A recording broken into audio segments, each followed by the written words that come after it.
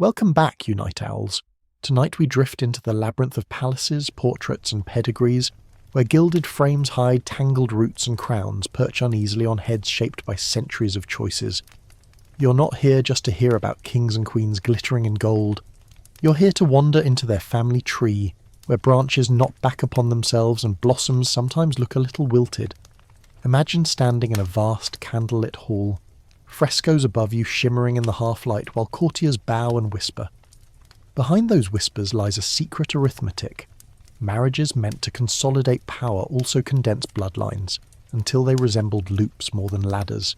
Tonight we're asking, how inbred were the Spanish Bourbons?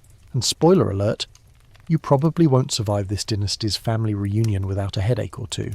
So, before you get comfortable, take a moment to like the video and subscribe, but only if you genuinely enjoy what I do here. Drop a comment with your location and what time it is as you're listening. I love seeing where and when my little stories wander around the world. Now, dim the lights, maybe turn on a fan for that soft background hum, and let's ease into tonight's journey together.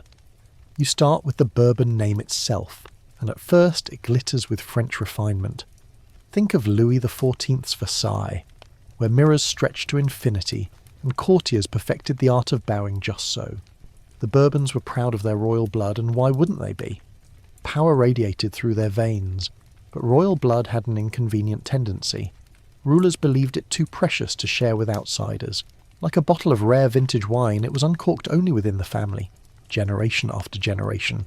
The result? A dynasty whose tree grew tall but not wide. In Spain, the Bourbon story begins not with a Spanish native, but with a French import. Philip of Anjou, the grandson of the Sun King. Imagine a 17-year-old lad, barely more than a boy, being told, "Congratulations, you're now King Philip V of Spain." The year is 1700, and Spain is in crisis. Charles II, the last of the Habsburg kings, has just died childless. That poor man carried on his jaw the heavy burden of centuries of Habsburg inbreeding. He left no heir, just a will naming Philip as his successor. Thus began the Bourbon experiment in Madrid. But here's the twist. The Bourbons were already cousins of the Habsburgs. That golden thread linking Paris to Madrid carried the same entanglements. Royal chroniclers might polish the tale into destiny, France and Spain united under one proud dynasty. But if you peek behind the tapestries, you see a smaller, less glamorous truth. Marriages kept recycling the same genetic material. It's like making a stew, then deciding tomorrow's stew will be yesterday's leftovers, with just a pinch of new spice. Eventually the flavour gets complicated. You can almost hear the court physicians clucking their tongues as they drew family charts. The Bourbons weren't yet as infamous as the Habsburgs, who were caricatured with protruding jaws and drooling chins, but the pattern was set. Historians still argue whether Philip's ascension marked a fresh start or merely the continuation of an old problem under a new name. What you do know is that from the first moment the Bourbons sat on Spain's throne, their family strategy was clear: keep it close. And by close, I mean cousins close. Pause here and imagine yourself as one of these royals. You're not free to marry for love, not even for lust in the tavern song sense. Your duty is dynastic. You might be told at age 12 who your spouse will be. If you're lucky, they're only your second cousin. If not, well, there's a family resemblance at the wedding that goes beyond matching outfits. Jokes aside, this wasn't seen as strange. To the rulers, marrying a stranger of noble blood from a distant land risked scattering claims and weakening alliances. Better to knit the same few houses tighter and tighter until they squeaked. And squeak they did. Inbreeding doesn't show up like lightning. It's a slow-motion echo that ripples down generations. Sometimes a dynasty gets away with it for decades, producing sturdy monarchs who hunt, fight wars, and sire children with alarming productivity. Other times, the dice come up snake eyes. Infertility, madness, or subtle frailty that undermines a throne. That's why this story isn't a straight line of decline, but a zigzag of vigour and vulnerability. Take Philip V himself. On the surface, he was tall, handsome enough, and politically invaluable to Louis XIV's grand plan. But he was also a young man prone to melancholy. Eyewitnesses describe him sinking into long silences, refusing to change his clothes or staring blankly at his plate. Was this just the pressure of ruling a fragmented empire in decline, or a hereditary echo of Habsburg fragility? Historians still debate it. What's certain is that court gossip noticed. Inbreeding doesn't only stamp faces, it whispers through moods and minds. Now picture the family tree on parchment. At the top, Louis XIII and Anne of Austria, themselves first cousins. From them descend Louis XIV and his line, branching sideways to the Spanish Habsburgs, who had married uncle to niece and cousin to cousin, until poor Charles II could hardly chew his food. Into this web steps Philip V, a Bourbon with fresh, but not entirely unrelated blood. You see the pattern. One branch folds back onto another, and the leaves overlap. A modern geneticist might use a calculator. You, staring at the chart, just notice how many times the same names repeat. Here's a quirky tidbit for your bedtime brain. Genealogists sometimes map these family ties using colour-coded squares. If you shade every cousin marriage in blue, uncle niece in red, and so on, by the time you finish with the Spanish Bourbon tree, the chart looks less like a tree and more like a woven carpet, full of knots and loops. One scholar once joked that the family tree of Spanish royals wasn't so much a tree as a wreath. That mental image is hard to shake, round and closed, with little room for new branches. What's important to remember is that this wasn't seen as a mistake at the time. Quite the opposite. For monarchs, purity of blood was a badge of legitimacy. To marry outside the circle of crowned heads was to risk contamination by commonality. You, a modern listener, might raise an eyebrow and mutter that marrying your cousin isn't exactly a fresh start. But in the 17th and 18th centuries this was strategy. Spain had vast territories to control, from Naples to the Americas. The king needed allies he could trust, and who better than family?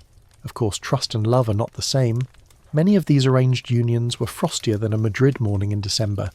Letters survive of queens writing to relatives in France, longing for their old home and confessing that their husbands felt more like brothers because, well, they practically were. Yet the machinery rolled on. Each new royal baby was celebrated not only as a bundle of joy, but as a political insurance policy. And if the baby was sickly or died young, that was chalked up to God's will, not the family's closed-loop choices. Your imagination may drift now into those palace nurseries. Picture little cradles gilded in gold, nurses whispering lullabies, and portraits painted of infants swaddled in lace. Behind the beauty was a nervous question. Will this child survive? Infant mortality was high across Europe, but in families where genes kept recycling, the odds worsened. That's where the whispers about inbreeding began, not in dusty history books, but in the hushed tones of courtiers watching baby after baby fail to thrive. And so, as you trace these tangled roots, you realise the Bourbons didn't invent the practice, they inherited it. From the Habsburgs came both the crown of Spain and the cautionary tale of what happens when the pool is too shallow. The Bourbons believed they could manage it better, balancing French vigour with Spanish tradition. Sometimes they succeeded, sometimes they produced kings who brooded in darkened chambers, or queens who miscarried again and again. The lesson, for you wandering through these candlelit corridors, is that dynastic power was a trap of its own making. To keep the crown secure, they tightened the bonds, but with each tightened knot they risked strangling the future. Imagine a net pulled too taut, it doesn't hold, it tears. That tension hums through every branch of the Bourbon family tree. And here's your light joke to soften the edge before sleep claims you. If you ever thought your family reunions were awkward, imagine trying to explain how your husband is also your cousin, while your uncle is also your brother-in-law. That's not just confusing for the family scrapbook, it's a nightmare for the genealogist. As the candles flicker lower in this imagined palace, you feel the weight of centuries pressing down. Each crown carried not just gold and jewels, but the invisible legacy of choices made in private chambers and dynastic councils. The roots are tangled, yes, but they set the stage for everything to come, the triumphs, the tragedies, and the peculiar quirks of the Spanish Bourbons. You've only stepped into the doorway of this story, and already you sense that the tree's branches will twist in ever tighter loops. The night carries you deeper now, and you follow the echoing footsteps of a young French prince as he makes his way south, away from the glitter of Versailles toward the sun-bleached plazas of Madrid. The year is 1700, and Europe trembles at the death of Charles II of Spain, the bewitched king, so weak and sickly that many doubted he'd live to adulthood, let alone rule. When his breath finally slipped away, he left no children, no heirs, only a will that pointed across the Pyrenees. Philip, Duke of Anjou, grandson of Louis XIV, was to take the Spanish throne, and so you find yourself walking alongside him, through corridors of power lined with nervous courtiers and diplomats calculating the risks. The Spanish throne wasn't just another jewel to tuck into the Bourbon crown. It was the linchpin of an empire that stretched across oceans. Spain still held the Americas, with silver flowing from Potosi and galleons heavy with treasure docking at Seville. Naples, Sicily, Milan, all of these answered to Madrid. To place Philip there was to make France and Spain, once rivals, into a single colossal power block. At least that was the dream of Louis XIV. But like most dynastic dreams, it came tangled in threads of family blood. Picture Versailles on a chilly winter's morning. Louis XIV, now in his 60s, summons his grandson. The Sun King, magnificent and weary, knows exactly what he's asking. Philip is just 17, soft-cheeked, a little unsure, still finding his footing. But kingship doesn't wait for adolescence. "Go, my son," Louis might as well have said, "and carry our family into Spain." Imagine being told at 17 that you're about to rule a foreign empire still reeling from decades of decay. You can almost feel Philip's stomach tighten as he mounts his horse and begins that fateful journey south. The coronation was not a simple affair. Europe was watching.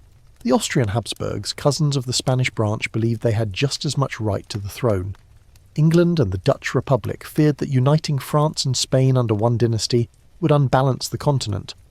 Thus began the War of the Spanish Succession, a war less about Spain's welfare than about who got to control her vast inheritance.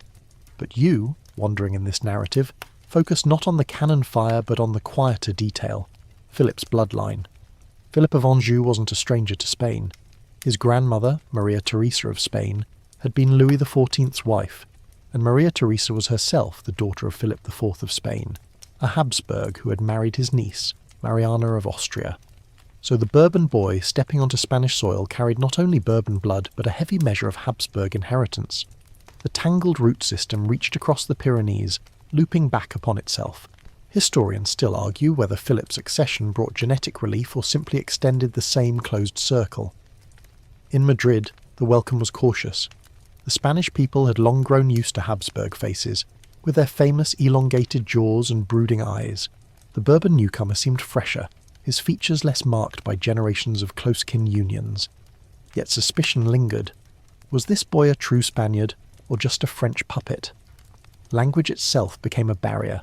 Philip spoke French, haltingly learning Spanish, while his new subjects eyed him with a blend of curiosity and resentment.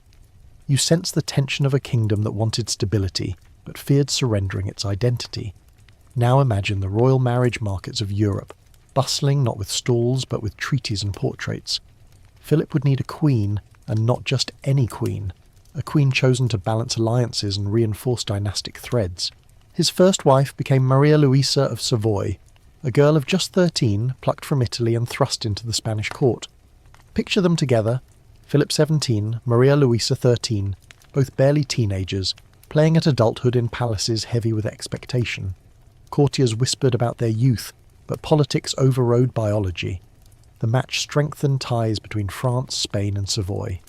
What it did not do was widen the genetic pool much. The families were already interconnected. Philip and Maria Luisa's union produced children, though not all survived. Their offspring became the next generation of Spanish Bourbons, carrying forward not only Bourbon pride but also Habsburg fragility. You can almost hear the palace doctors scribbling notes, tallying which infants thrived and which faded in infancy. To them it was divine providence, but to us, with hindsight, it hints at the narrowness of the family's blood. And here lies one of the more curious tidbits of the era. Versailles had sent with Philip not only advisors and guards, but also cooks, tailors, and even etiquette coaches. Spanish courtiers found themselves confronted with French manners, the way to bow, the way to dress, the way to dine. Even napkin folding was infused with Bourbon authority. Some Spaniards resented this cultural invasion, whispering that their new king was less a sovereign and more a French satellite. Yet over time, Spanish Bourbon identity fused into its own distinct style, a blend of French court polish and Spanish grandeur.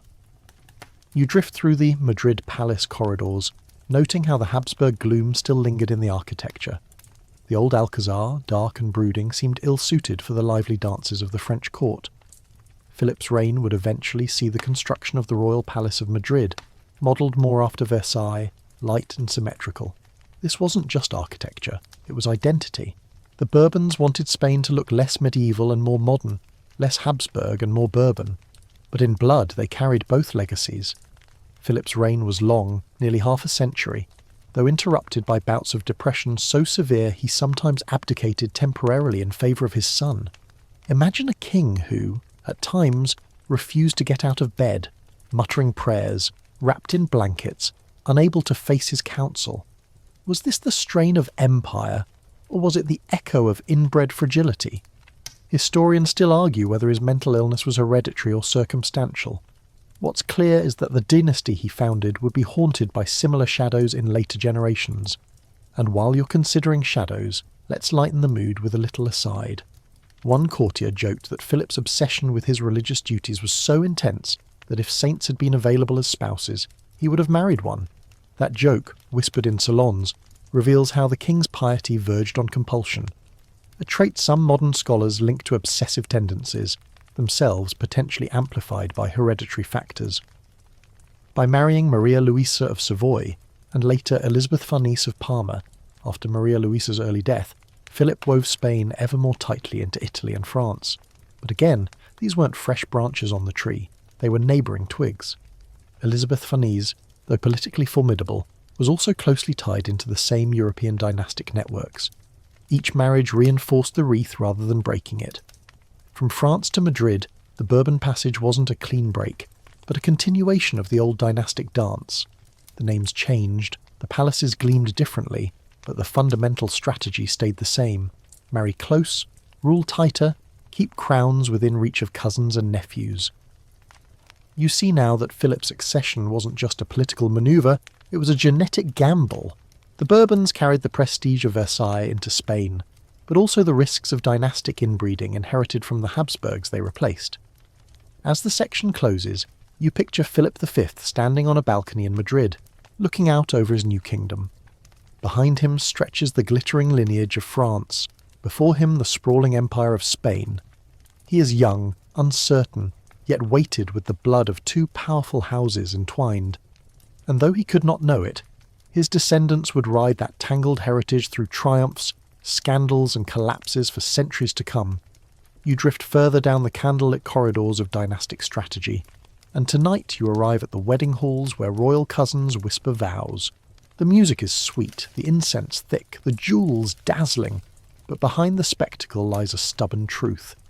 These ceremonies weren't about romance, they were blueprints for power, binding together territories, armies, and fortunes. And again, the names on the guest list match the names on the bridal registry. The Spanish Bourbons learned quickly from their Habsburg predecessors. Keep the family close, and when in doubt, marry your cousin. You picture it now. Silk banners draped across Madrid's churches, choirs rehearsing, dignitaries sweating under stiff brocade. The bride and groom, barely past adolescence, walk solemnly toward the altar.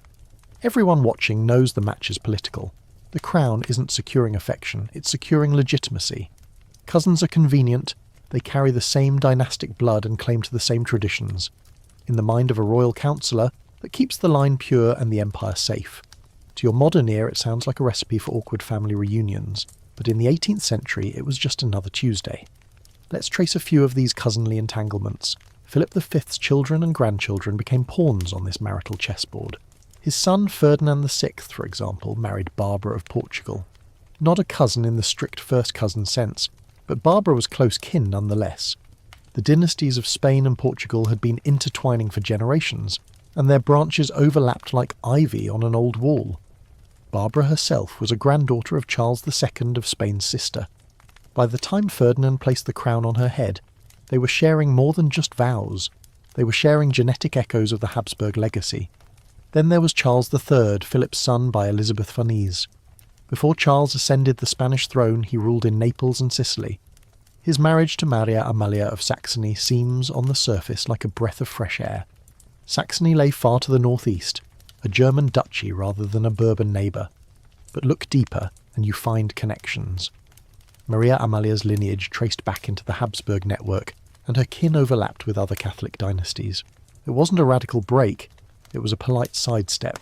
Still, Charles III represented one of the few moments where the Spanish Bourbons stretched their reach beyond the cousin pool, and the genetic difference showed. He was vigorous, intelligent, and a capable reformer, a rare example of what could happen when the tree widened, even slightly. But the reprieve was brief. Charles IV, son of Charles III, went right back into the cousin strategy. He married Maria Luisa of Parma, his double first cousin. Now, double first cousin is not a phrase you hear often, so let's untangle it. It means that two siblings from one family married two siblings from another family, and their children then married each other. In Charles IV's case, both his parents and Maria Luisa's parents were siblings. So Charles and Maria Luisa shared all four grandparents. It's like folding the family tree into itself until the branches snap. Picture their wedding day in 1765. The couple is radiant, the choir sings, dignitaries cheer. No one in the pews whispers about the fact that the bride and groom share identical sets of grandparents. To them, this was dynastic brilliance, a marriage that doubled the Bourbon and Farnese bonds, securing Parma, Spain and Naples all in one tight knot. But to you, centuries later, the knot looks less like security and more like strangulation. The result? Their children showed the familiar unevenness of dynastic health. Some strong, others frail, some brilliant, others unstable. One of those children, Ferdinand VII, would later inherit the Spanish crown and become infamous for erratic behaviour. Was his instability the product of politics, personality or pedigree? Historians still argue whether his reign was marked more by circumstance or by hereditary weakness, but the cousin marriage of Charles IV and Maria Luisa certainly didn't help the odds. And let's not forget the daughters, the infantas, who were dispatched to cousins across Europe. Maria Antonia of Spain, for instance, married her cousin Ferdinand, Duke of Parma. The loop closed again. Spanish Bourbons to Italian Bourbons, all of them related within just a couple of generations. Each marriage folded the family tree tighter until a genealogist looking back has to pause and rub their eyes at the repetitions. Now, for a quirky aside, one Spanish chronicler joked that royal weddings required fewer invitations, since the family already filled half the guest list. Imagine sitting at a wedding banquet and realising that every toast is delivered by a cousin, an uncle, or both at once. Even the musicians probably shared some distant relation to the bride and groom. It's a small reminder that, while this was deadly serious statecraft, people at the time weren't blind to the absurdity. But the stakes were high. Cousin marriages weren't just convenient, they were seen as essential. Spain's empire was fragile by the 18th century, and outside marriages might mean outside influence. To marry into Britain, Protestant and aggressive, was unthinkable. To marry into smaller Catholic states might dilute prestige, so the safe bet was always to marry back into the Bourbon-Habsburg Italian web. It created a closed circuit, an echo chamber of bloodlines, where the same traits, good and bad, cycled endlessly. As you wander through this world, you begin to notice the subtler costs. Beyond the health of individual kings, there was the broader issue of fertility. Many of these cousin marriages resulted in fewer surviving children. Some couples struggled with repeated miscarriages, others produced offspring who died in infancy. A modern geneticist would point to the increased risk of recessive disorders manifesting when the gene pool narrows. At the time, it was chalked up to God's mysterious will, but the pattern grew hard to ignore. And yet, here's the paradox. Despite the risks, these marriages often succeeded in their immediate political goals. Spain held on to Parma through Charles IV's marriage. The ties to Naples remained strong. The Bourbons kept their dynasty secure across multiple thrones. From the perspective of the 18th century council chamber, cousin marriage was working. The long-term costs, fragile heirs, unstable rulers, diminished vitality, were invisible in the short term. Now lean closer, because this is where the story sharpens. Every time a cousin wedding took place, it set the stage for the next generation's struggles. Ferdinand VI and Barbara of Portugal produced no children, their marriage closing one path of succession. Charles IV and Maria Luisa produced heirs, but those heirs carried both the prestige and the liabilities of double first cousin blood. The Bourbon dynasty was tightening its grip on Spain, but at the expense of genetic flexibility. To lighten the weight for a moment, imagine you're a guest at one of these royal weddings. You've dressed in stiff lace, powdered your wig, practiced your bows. The feast stretches for hours. Roasted peacocks, sugared almonds, fountains of wine. And then, as you watch the bride and groom, you realise they look oddly alike. The joke writes itself. Well, at least the children won't have to ask where they get their nose. It's the same one on both sides. Court humour could be cruel, but it often whispered truths that polite histories avoided. By the end of the 18th century, the Bourbon practice of cousin marriages had become so routine that few even questioned it. Only in hindsight do you see the pattern clearly, generation after generation tying the knot with cousins, nieces or uncles, until the family tree looked less like a tree and more like a coiled rope. The Spanish Bourbons had inherited the habit from the Habsburgs, and though they avoided the most extreme uncle-niece unions, they never fully escaped the loop. So you stand in those echoing chapels, surrounded by incense and organ music, and realise that each royal kiss sealed more than a marriage. It sealed the fate of a dynasty, one that would shine brightly in reforming kings like Charles III, then falter in unstable heirs like Ferdinand VII. All of it began here, at the altar where cousins exchanged vows, and the future of Spain's crown bent closer toward itself. You lean closer to the parchment now, and the genealogical charts unroll before your eyes like a tapestry of names and lines, each branch looping into another until the neat order of ancestry blurs into something claustrophobic. The Spanish Bourbons, like most ruling families of Europe, were obsessed with lineage, but only centuries later would scientists and historians begin to measure in cold numbers what those tangled roots really meant. Tonight, you take that quiet walk from candlelit chapels into the crisp mathematical world of coefficients, heredity and probability, because if cousin marriages were the strategy, then the coefficient of inbreeding became the silent tally of the cost. Imagine a classroom chalkboard, the sort you dreaded in school. Across it, someone has drawn a family tree, except this tree repeats the same names over and over. That's where geneticists step in, with equations to measure how much genetic material two individuals are likely to share. It sounds clinical, but when you apply it to the Spanish Bourbons, the numbers hum with significance. The coefficient of inbreeding, let's call it F for short, is the probability that an individual inherits two copies of the same gene from a common ancestor.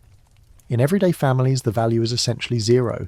If you married a stranger from across town, the chance of overlap is so low it's not worth counting. But if you married your first cousin, that number jumps. Statistically, the child of a first cousin marriage has an F of 0.0625. That is, a 6.25% chance that any given gene is duplicated. That doesn't sound like much, but when you compare it to a child of unrelated parents, the difference is sharp. And when such marriages stack generation after generation, the probabilities climb. So how did the Bourbons fare? Not as badly as the late Habsburgs, whose Charles II carried an estimated inbreeding coefficient of over 0.25, equivalent to the child of an uncle-niece marriage, repeated. That's why Charles II's condition was so extreme, sterile, epileptic, and riddled with ailments. The Bourbons, inheriting from that same tree, were less severe but far from safe.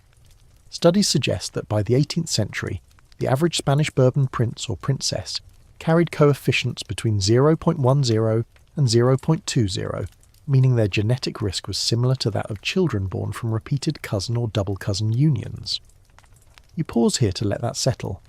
Think of it like watering a plant with the same recycled water every day. At first, the plant survives, but over time, the nutrients deplete, the leaves curl, and the soil turns sour. The Bourbons weren't doomed from the start, but with every cousin marriage, the margin for error shrank. And here's a quirky tidbit for your midnight thoughts. Genealogists sometimes run computer simulations on these royal family trees, plugging centuries of marriages into algorithms that spit out not only coefficients, but also predicted risks of infertility, stillbirths, and congenital conditions. One famous paper cheekily titled itself after the royal malady, and suggested that haemophilia in European royals, though better known in the British line, was a lurking possibility in Spain too. While the evidence is debated, the fact that scientists even run such models shows how entangled the subject remains. Historians still argue whether numbers alone tell the full story. Some point out that many Bourbon kings were vigorous hunters, soldiers, and rulers. Charles III, for instance, lived into his 70s, rode horses daily, and implemented sweeping reforms. Clearly, inbreeding didn't doom every descendant. Others caution that behind those public images, there were still alarming rates of miscarriages, infant deaths, and psychological instability. The truth, as usual, lies somewhere in the middle. Numbers frame the risk, but lived history shows the outcomes uneven and unpredictable. Now let's soften the math with a bit of human imagery. Picture a Bourbon wedding in Parma or Madrid, where two cousins exchange vows beneath chandeliers. To the guests, it's a dazzling affair. To you, with 21st century hindsight, it's a roll of the genetic dice. Each child born afterward carries not only the legacy of empire, but also a higher probability of inheriting two copies of the same flawed gene. That's the essence of F, the silent arithmetic hidden in every christening. The Spanish Bourbons also carried with them the memory of the Habsburg example. They could see, in the person of Charles II, what happened when inbreeding reached extremes. Courtiers whispered of his swollen tongue, his inability to chew, his sterility. Yet instead of radically breaking the cycle, the Bourbons moderated it. They often married cousins rather than nieces, double first cousins rather than uncles. To them, that was progress, a safer middle ground. To us, it looks like a compromise that left the dynasty vulnerable, if not immediately collapsing. And here's where another debate rises. Was inbreeding really the main culprit behind the Spanish Bourbon struggles? Or were politics, war, and economics just as damaging? After all, Spain was in decline in the 18th century, drained by endless wars, colonial burdens, and internal corruption. A sickly heir might be blamed on genetics, but perhaps it was just as much the result of poor diets, infections, and the brutal realities of pre-modern medicine. Historians still argue whether the dynasty's woes were written in DNA or in history books. For your third gentle joke of the night, if you've ever wondered why your family tree looks like a tangled mess on that genealogy website, take comfort. At least you're not staring at the same 4 grandparents repeated on every branch. Imagine trying to impress your crush with that. Hey, want to see my family tree? Spoiler, it's a circle. Even the algorithm would sigh. But to the Bourbons, these marriages weren't folly, they were necessity. Every child represented an alliance preserved, a treaty secured, a war avoided. In the short term, the system worked. It's only in hindsight, with microscopes and statistics, that the cracks show. A Bourbon infant's death wasn't read as a genetic risk, but as divine mystery. A king's melancholy wasn't labelled depression, but pious devotion. The vocabulary of the time shielded the dynasty from realising just how entangled their roots had become. Still, even then, the whispers persisted. Courtiers noted when too many infants died in the cradle. Diplomats observed when a young prince seemed unusually fragile, and satirists sharpened their pens. One caricature from the late 18th century mocked a Bourbon prince's likeness to both his parents, so alike they seemed almost the same person twice. Satire, as always, said what science hadn't yet quantified. You picture the scene now, a royal council chamber, maps spread across a table, ministers arguing over treaties. On the margins, someone sketches the family tree, lines looping back into themselves. They don't yet have the language of genetics, but they see the patterns. They know that when Charles IV marries his double cousin Maria Luisa of Parma, the children may be fragile. They hope divine providence will protect them. But hope is not a cure for probability. And so, as you drift deeper into this narrative, you carry with you both the human stories and the cold math. The Bourbons lived and loved within a narrow circle, and though they believed they were preserving their blood, they were in fact concentrating its flaws. Their family tree under the microscope reveals not just numbers, but the echoes of choices made in gilded halls. Each coefficient tells a story, and each story whispers the same reminder. Crowns may glitter, but bloodlines cannot be polished. You sink deeper into the story, and now the candlelight flickers across portraits that reveal more than paint can hide. You see faces elongated, jaws thrust forward, lips struggling to close over prominent teeth. This was the infamous Habsburg jaw, a physical hallmark of one of Europe's most powerful dynasties, and it became the dark inheritance that the Bourbons tried and failed to outrun. To understand the Spanish Bourbons, you must first walk through the shadowed halls of the Habsburgs, because the Bourbon line in Spain was built on foundations already cracked by centuries of inbreeding. The Habsburgs had ruled Spain for nearly 200 years before the Bourbons arrived. From Charles V in the early 16th century to Charles II at the turn of the 18th, Spain was a Habsburg kingdom through and through, and if there's one dynasty historians use as the cautionary tale of inbreeding, it's the Habsburgs. They believed in marrying close, often uncle to niece, and sometimes double first cousins, because to them, preserving the purity of their line meant preserving their legitimacy. The result was a genetic bottleneck so narrow that by the time Charles II sat on the throne, the damage was visible to all. Picture Charles II, known as El Hechizado, the Bewitched. He was frail from birth, plagued with illnesses and unable to father children. His jaw was so pronounced that he struggled to chew. His body was weak, his mind often clouded. His subjects believed he was cursed, and superstitious whispers filled the corridors of the Alcazar. But modern science has offered another explanation. Centuries of repeated inbreeding had concentrated recessive genes until Charles embodied the dynasty's decline. His coefficient of inbreeding has been estimated at over 0.25, equivalent to the child of an uncle-niece marriage. He wasn't just a king, he was a case study in dynastic collapse, and here's where the Bourbon connection begins. When Charles II died without an heir in 1700, he named Philip of Anjou a Bourbon as his successor. But Philip was no stranger to Habsburg blood. His grandmother, Maria Theresa of Spain, was Charles II's aunt, herself the daughter of Philip IV, and Mariana of Austria, another uncle-niece union. In other words, the Bourbons who came to Spain were already carrying a heavy dose of Habsburg legacy in their veins. They weren't starting fresh. They were continuing a loop, albeit with some infusion of French blood. The Habsburg jaw itself is a fascinating marker.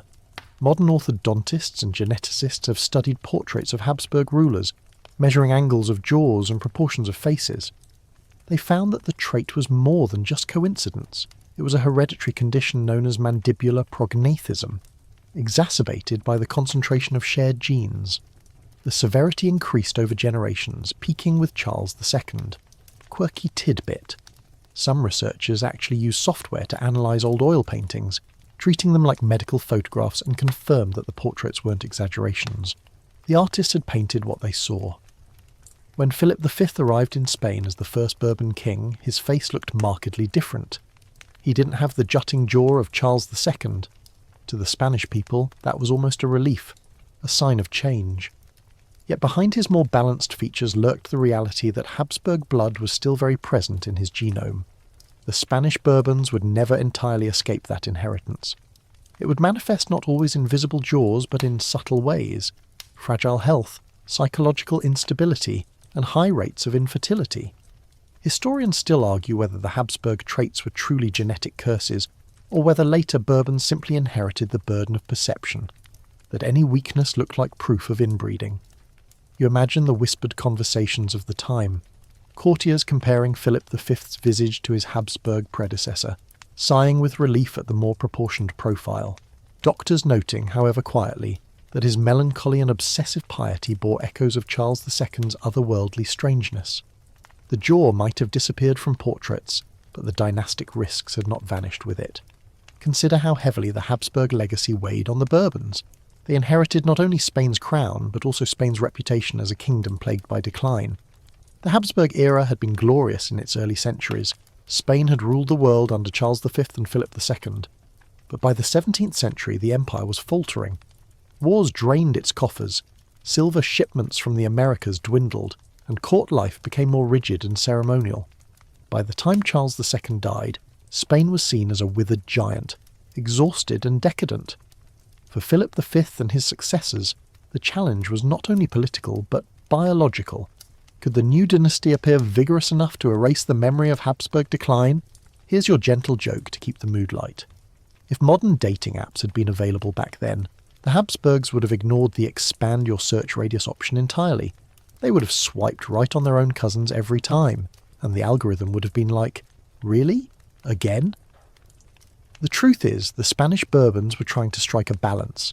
They wanted to preserve dynastic unity, while avoiding the extremes that had produced Charles II. Philip V's marriages, to Maria Louisa of Savoy and later Elizabeth Farnese, were strategic but not quite as suffocating as the uncle-niece unions of the past. Still, The families were interconnected, and the Habsburg shadow remained. Their children carried Bourbon energy mixed with Habsburg fragility, a combination that defined the 18th century in Spain. Historians still debate the degree to which the Habsburg jaw symbolised the decline of the dynasty. Was it really a genetic curse, or just an unfortunate trait magnified in a line of portraits? Did Charles II's problems stem from inbreeding, or from illnesses and poor medical care? These debates matter because they shape how we view the Bourbons who followed. If Charles II was doomed by genetics, then Philip V's line was always at risk. If he was simply unlucky, then the Bourbons inherited less of a curse and more of a challenge of perception. But perception can be powerful.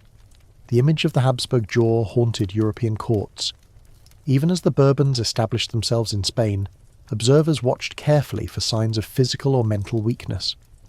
A sickly child, a melancholic king, a barren queen, all were read as echoes of the Habsburg curse. Whether or not the genes were fully to blame, the psychological burden was real. The Bourbons ruled under the constant suspicion that their blood carried invisible flaws. Now let's step back and picture the broader family tree again. The Habsburgs, through relentless inbreeding, had created a dynasty with extraordinary continuity of power, but also extraordinary vulnerability. The Bourbons grafted themselves onto this tree, hoping their French roots would provide new strength. But when you trace the lines, you see the overlap. Bourbon princes married Habsburg princesses, cousins married cousins, and the supposed fresh start was more of a gentle detour. The wreath tightened, the circle repeated. The legacy of the Habsburg jaw is not just about physical appearance, it's about the metaphor of decline, the reminder that power hoarded too closely can consume itself. As you drift through this story, you see how the Spanish Bourbons inherited not just crowns and lands, but also the burden of proving they were not simply Habsburgs by another name. The jaw might have receded, but the shadow never fully lifted.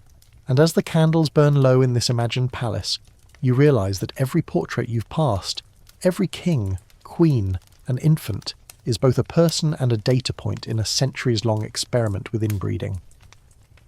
The Habsburgs wrote the cautionary prologue, the Bourbons stepped into the sequel, and the question that hangs in the air is simple. Could the new dynasty ever escape the legacy written in bone and blood? You follow the corridors of lineage deeper into the personal chambers of Philip V, the first Bourbon king of Spain, and suddenly the grandeur of dynastic charts gives way to the quieter, more troubling rhythms of a restless mind. You sit at the edge of a gilded bed in the royal Alcazar of Madrid, where the young king lies beneath heavy curtains, refusing to rise, refusing even to change his clothes. The courtiers outside shift nervously, whispering about his melancholy, wondering how a man chosen to revive Spain could appear so consumed by invisible shadows. Philip V was crowned in 1700 at just 17, but his reign quickly revealed a man beset not only by wars and politics, but by deep psychological unrest. Some days he was energetic, attending councils, issuing decrees, even leading armies. Other days he withdrew into silence, lost in prayer or compulsive rituals, his eyes blank, his body motionless. This oscillation between vigour and paralysis defined his rule as much as any treaty or battle, and historians still argue whether these afflictions were personal quirks, the strain of empire, or the whispered legacy of inbreeding. Picture Philip in the early years of his reign. The War of the Spanish Succession raged across Europe, a struggle to decide whether Spain would remain Bourbon or fall to the Austrian Habsburgs. He rode into battle, showing flashes of courage and energy. Yet once back in Madrid, he often collapsed into despair. He would remain in bed for days, sometimes weeks, unable to eat properly, muttering prayers, clinging to the rituals of Catholic devotion as though they were lifelines. One French ambassador wrote home astonished that the king had refused to change his shirt for several weeks. Hygiene was hardly Versailles level for anyone at the time, but Philip's neglect was extreme, born of compulsion rather than indifference. It is tempting to see these behaviours through modern eyes. Today, psychologists might describe his condition as manic-depressive episodes, or obsessive-compulsive disorder, but in his own time, it was interpreted as piety, weakness, or even possession. He was called El Animoso, the spirited, when he roused himself to action, but in private his court saw the opposite, a man consumed by melancholia, whose mind seemed caught in loops he could not escape. And here's the irony that hums through the walls. Philip V was meant to be the antidote to the Habsburgs. He arrived fresh-faced, without the notorious jaw, a Bourbon prince destined to bring vigour from Versailles. Yet behind his features lurked a different inheritance, mental instability. His grandmother Maria Theresa had been a Habsburg. The bloodline of Charles II pulsed faintly in his veins. Whether his illness stemmed from that genetic legacy, or from the unbearable stress of holding together a crumbling empire, no one can say. Historians still argue whether Philip's madness was born or made. What you can say is that his affliction shaped Spain. At one point in 1724, Philip abdicated altogether, passing the crown to his son Louis I. He claimed exhaustion, declaring he could no longer bear the weight of rule. Imagine the shock of courtiers watching a king voluntarily step aside. It was nearly unthinkable in that era. But within months, Louis died of smallpox at only 17, and Philip was forced back onto the throne. The restless king returned, heavier now with grief, and continued to oscillate between energetic bursts and depressive retreats. His wives played crucial roles in these rhythms. His first queen, Maria Louisa of Savoy, was young and gentle, often coaxing him out of despair. She died at just 26, leaving him devastated. His second wife, Elizabeth Farnese of Parma, was stronger, ambitious, and determined. She pushed him to act when he wanted to withdraw, and she wielded political power in his stead. Without Elizabeth's force of will, Philip's reign might have collapsed altogether. You can almost hear her sharp voice in the palace, rallying ministers while the king muttered prayers in the next room. Quirky tidbit: Philip's melancholia sometimes took bizarre turns. On certain nights he believed himself to be made of glass, terrified that a sudden movement would shatter him. On other occasions he refused to see anyone unless they knelt, not out of royal pride but because he thought human breath might contaminate him. These episodes blurred the line between superstition and delusion, leaving courtiers baffled. In a way he was both monarch and patient, ruler of Spain yet prisoner of his own mind. And here comes your gentle joke. If Philip V had lived today, his search history would be a mess of WebMD tabs. Am I made of glass? Followed by late-night online shopping for extra strong pillows. Even kings, it seems, can be consumed by anxious spirals. But laughter aside, his condition had real consequences. Decisions were delayed, policies stalled. Ministers learned to work around him, waiting for his brighter days or appealing to Elizabeth Farnese. Wars and treaties sometimes hinged on whether the king could be coaxed out of bed. In one notorious moment, while Spanish forces were under threat, Philip refused to attend council, insisting instead on chanting psalms for hours. His generals fumed, his enemies advanced, and Spain's fate teetered on the edge of his mood swings. Yet in his lucid moments, Philip could be surprisingly capable. He reorganised parts of Spain's administration along Bourbon lines, streamlining tax systems and curbing corruption. He introduced elements of French centralisation, bringing order to a once chaotic court. His reign wasn't a disaster, it was inconsistent. The restless mind that plagued him also at times gave him bursts of creative energy. That duality, fragile and forceful, melancholic and reforming, became his hallmark. To Spaniards his instability was unsettling. The memory of Charles II, the Bewitched, was still fresh. Whispers of curses and hereditary doom resurfaced. Was Philip V another victim of dynastic blood? Or was he simply overwhelmed by the magnitude of his task? Historians still debate whether to read his reign as proof of inbreeding's toll or as a tragic reminder that power amplifies personal weakness. His children bore the consequences too. Growing up with a father prone to long silences and erratic rituals shaped their upbringing. Some of them inherited his melancholy.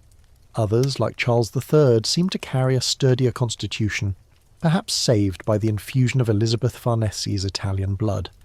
The dynasty's survival depended not only on politics, but on which traits trickled down the line. As you wander through this chapter of the story, you notice how the personal and the dynastic blur. Philip V's restless mind wasn't just a private sorrow, it was a matter of state. Ministers adapted, queens schemed, and kingdoms shifted, all because one man could not silence the storms in his head.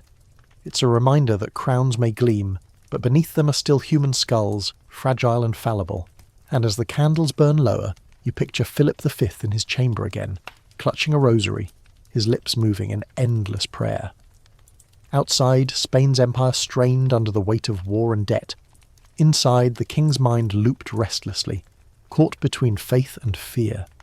The Bourbon dynasty had come to Spain to bring renewal, but in Philip it revealed that even new beginnings could carry old shadows. The hush of the palace corridors deepens, and now your gaze drifts toward the women who shared Philip V's bed and throne, the queens who carried both comfort and calculation into the Bourbon line. They were not merely ornamental, as portraits might suggest. They were conduits of dynastic blood, chosen with precision, imported with ceremony, and remembered as much for the children they bore as for the alliances they cemented. The story of the Spanish Bourbons is not just about kings and cousins. It is also about queens from both sides, French and Italian, and how their bodies became battlegrounds for dynastic strategy. Philip's first queen was Maria Luisa of Savoy. Imagine her, a girl of 13, shipped from Turin to Madrid in 1701, hardly old enough to navigate court politics, let alone the affections of a husband already weighed down by melancholy. Yet Maria Luisa became his anchor. Contemporary accounts describe her as gentle and devoted, willing to soothe Philip during his darkest episodes. She was so young, yet she bore him 4 children before her untimely death at 26. Her presence in Madrid symbolised the Savoyard alliance, linking Spain with northern Italy, and by extension shoring up France's influence. Maria Luisa's early death in 1714 devastated Philip, leaving him adrift in despair. But dynasties cannot afford long widowerhoods. Within months, arrangements were underway for his remarriage, and his choice, or rather the choice made for him, was Elizabeth Farnese of Parma. If Maria Luisa was remembered for her kindness, Elizabeth was remembered for her iron will. She was not the meek consort that Spanish courtiers expected. Instead, she became a political force in her own right, steering Philip's policies, managing his moods, and, crucially, producing children who would extend Bourbon influence across Europe. Elizabeth Farnese was Italian, and in her veins ran the blood of the Farnese and Medici houses. She was also a cousin within the same tangled web of Catholic royalty, but her background brought something slightly different, an infusion of Central Italian stock into a family still shadowed by Habsburg inheritance. She gave birth to 7 surviving children, and through them, the Bourbons of Spain secured thrones in Naples, Sicily, and Parma. You can almost hear the sigh of relief from Versailles and Madrid alike. The Queen had not only produced heirs but strategically expanded the dynasty's grip. Still, neither Maria Luisa nor Elizabeth introduced truly fresh blood. Both were related through the usual dynastic ties, their families intermarried with Bourbons and Habsburgs for generations. If you lay out the genealogical chart, you see that even in moments when the dynasty seemed to widen its pool, the same loops reappear. Maria Luisa's Savoyard line had long been entangled with French royalty. Elizabeth's Farnese ancestry traced into Medici circles, themselves not immune to inbreeding. The queens brought vigour in personality and politics, but in genetic terms they did not provide the radical outcrossing the dynasty needed. Pause for a quirky detail here. Elizabeth Farnese was so forceful that Spanish courtiers nicknamed her the Termagant of Spain. She personally involved herself in military campaigns, pushing for her sons to be granted Italian territories. At one point, when ambassadors hesitated to support her schemes, she reportedly threatened to scratch their eyes out with her own hands. Whether apocryphal or not, the story captures her energy. Imagine the shock of diplomats used to pliant queens, suddenly confronted with a woman who barked orders like a general. Yet behind the politics, the quiet truth remains. Every queen was judged primarily by her womb. Maria Luisa's early fertility reassured the court, even if only 2 of her sons survived. Elizabeth's prolific motherhood secured the dynasty's survival. And through them, the Bourbon bloodline grew denser, folding back into itself with each carefully arranged match their children would later make. The role of queens as genetic managers was paradoxical. On the one hand, they were outsiders, imported to diversify the line. On the other, they were chosen precisely because they were insiders, cousins, nieces, or close kin whose loyalty and blood could be trusted. The result was that the infusion of new DNA was limited, more symbolic than substantial. You might imagine the family tree breathing a little easier with each new queen, only to sigh back into its familiar loops when the next generation of cousins exchanged vows. Now picture the royal nursery under Elizabeth Farnese, cradles lined with lace, infants swaddled in silks, nurses hovering with whispered prayers. Behind the tender scene lies an arithmetic. Each baby is not just a child, but a future pawn in Europe's dynastic chess. Elizabeth's sons were dispatched to Naples, Parma and beyond, carrying the Bourbon flag into new thrones. Her daughters were married off to cousins across Europe. The pattern was relentless, and with every arranged match the Bourbon wreath tightened. Historians still argue whether Elizabeth Farnese's assertive personality invigorated Spain, or whether her scheming destabilised it. Some praise her as the real ruler during Philip's depressive episodes. Others blame her ambitions for dragging Spain into costly Italian wars. But none dispute her impact. She ensured the survival and expansion of the Bourbon line. Without her, Spain's dynasty might have faltered. And here comes your gentle joke of the night. If Elizabeth were alive today, she'd be the mom who not only signs her kids up for every extracurricular activity, but also bullies the coach into making them captains. She was the ultimate stage mother, except the stage was Europe itself, and the roles were royal thrones. Maria Luisa and Elizabeth represent two sides of the queenly coin, gentle supporter and iron strategist, but both illustrate the same dynastic logic. Queens were vessels of alliance, expected to bring fresh faces but rarely fresh blood. Their children carried forward not only the Bourbon claim, but also the genetic risks that lingered in every cousinly match. In this sense, the queens of Philip V embody the paradox of the dynasty. Women from both sides of Europe who were meant to diversify the line but ended up reinforcing its insularity. As the candlelight fades on this chapter, you realise that the Queen's influence extended far beyond the nursery. They shaped the political map of Europe, steered kings through madness and melancholy, and embodied the dynasty's contradictions. Maria Luisa soothed, Elizabeth commanded, both played their roles, and through them, the Spanish Bourbons secured both survival and entanglement. The crowns glittered brighter, but the blood remained as knotted as ever. You slip into the hush of royal nurseries now, where the lullabies of nurses mingle with the whispers of courtiers, and where every cradle carries not only a baby but the burden of dynastic calculation. The children of the Spanish Bourbons were born in the shadow of the Habsburgs who had collapsed under inbreeding, shadow of Philip V's restless mind, and shadow of Europe's endless scrutiny. Each child represented both hope and risk, and their lives often swung between brief glimmers of vitality and the silence of premature death. Imagine yourself in the Alcazar of Madrid around 1710. You walk down a long corridor lined with tapestries, and at the end stands a nursery guarded as if it held treasure. And in truth it did. Inside, Maria Luisa of Savoy, Philip V's young queen, tended to her sons. She was barely more than a girl herself, but already the pressure was immense. The survival of Spain's Bourbon dynasty depended on her womb. Her first child, Louis, was born in 1707, followed by 3 more. 2 would die before adulthood. Only Louis and Ferdinand survived long enough to matter politically. Infant mortality was common in all families, but among royals who intermarried so narrowly the odds seemed crueler. Those early Bourbon princes grew up watched by doctors who noted every cough, every fever. Louis, thin and delicate, was groomed as heir, while Ferdinand, more reserved, lingered in his brother's shadow. When Louis briefly became king after Philip's abdication in 1724, his reign lasted only 7 months before smallpox snatched him away at 17. Imagine the scene. Courtiers rushing through corridors, prayers whispered urgently, the young Queen Maria Josepha of Austria sobbing at his bedside. In his short reign, Louis never escaped the sense of fragility that had haunted him since childhood. With Louis gone, Ferdinand VI stepped into the role. He was sturdier physically, but his mind carried the same melancholy that plagued his father. He ruled for nearly 2 decades, yet his reign ended childless, his line extinguished before it could branch. Historians still argue whether his infertility was the product of genetics, his wife's health, or sheer tragic chance. But in a dynasty already under suspicion of inbreeding, his childlessness was seen as another echo of the Habsburg curse. Elizabeth Farnese's children with Philip V fared differently. Her sons, Charles, Philip, and Louis, survived and thrived enough to secure thrones beyond Spain. Charles would become Charles III of Spain, After first ruling in Naples, Philip would become Duke of Parma. Louis, though destined for the church, briefly held titles. Through Elizabeth's brood, the Bourbon dynasty spread outward like vines across Europe.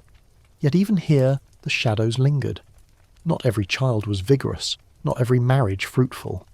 Charles III had many children, but he also endured the deaths of several infants, a reminder that fertility did not guarantee survival. Step into the nursery of Charles IV and Maria Luisa of Parma in the late 18th century, and you see the same patterns repeating. They had a staggering 24 pregnancies, but only 14 children survived infancy, and of those many were frail. Their son Ferdinand VII became king, but his erratic behaviour and repeated miscarriages with his wives deepened the suspicion that the bloodline itself was faltering. Imagine the exhaustion of Maria Luisa, constantly pregnant, mourning child after child while still trying to keep her surviving children alive in a court that watched their every breath. The daughters, the infantas, were no less shadowed. Married off to cousins and uncles across Europe, they often carried the risks of inbreeding with them. Repeated miscarriages, weak infants, and childless unions dotted their stories. To the dynasty, these daughters were diplomatic tools, but to the women themselves, they were lives spent enduring the physical toll of endless pregnancies, often without the reward of healthy heirs. A quirky tidbit here: one Bourbon princess, Maria Theresa Raffaella, was married to Louis, Dauphin of France, her cousin. She gave birth to a single daughter and died shortly after, aged just 20. The French court, ever eager for gossip, whispered that she had done her duty by producing one child but was too frail for more. Even in death she was measured by her fertility. The pattern becomes clear as you walk these halls. Bourbon children were born into expectation, but often faltered under it. Infant coffins were a familiar sight in royal chapels. Doctors prescribed bleeding, purges and potions, none of which saved the fragile heirs. When one child thrived, like Charles III, it seemed a miracle of resilience. When others wasted away, courtiers muttered about curses, bloodlines, and the shadow of the Habsburgs. Historians still argue whether the high mortality and fragility of Bourbon children were truly caused by inbreeding, or whether they reflected the universal hardships of pre-modern medicine. After all, even common families lost many children to fevers and epidemics. But the statistical concentration among royals, so many miscarriages, so many childless unions, suggests something more than chance. Modern geneticists point to the narrowing gene pool as a likely contributor, and here comes your gentle joke. If modern paediatricians had been transported back to Bourbon Spain, they might have fainted on the spot. How many cousins married here? No wonder the waiting room is packed. Sometimes even the best intentions of dynastic planners left doctors with impossible tasks. You also notice the psychological shadow over these children. Growing up with fathers like Philip V, who sank into depressive silence, or Ferdinand VI, who lived in gloom, left scars. Royal children were raised in strict seclusion, their every move monitored, their every cough alarming a court that remembered Charles II. To be born Bourbon in Spain was to inherit not just privilege but a kind of paranoia, that your body might betray your dynasty. And so, as you step out of those hushed nurseries, you carry with you the uneasy truth. The Spanish Bourbons produced children, many of them, but their survival was uneven, their health fragile, their futures uncertain. They were born in the shadow, of portraits of Habsburg jaws, of whispered prayers over tiny coffins, of court rumours that no amount of gold or ceremony could erase. The dynasty survived, but each generation bore the marks of a bloodline too tightly bound to itself. The story drifts now into a quieter, almost mournful register as you step into the reign of Ferdinand VI, the son of Philip V and Maria Luisa of Savoy. His name rarely stirs the same recognition as Charles III or Philip V, but his reign reveals how the shadows of inbreeding and melancholy could seep deep into a dynasty's marrow. Ferdinand ruled from 1746 to 1759, 13 years of what might be called peace, though peace in this case was not simply the absence of war. It was also the presence of inertia, hesitation, and a lingering sadness that draped over the throne like heavy velvet. Imagine him as a child, living in the strange half-lit world of his father's court. Philip V, his father, was often lost in obsessive prayer and depressive silence, and Maria Luisa, his mother, struggled to maintain balance before dying too young.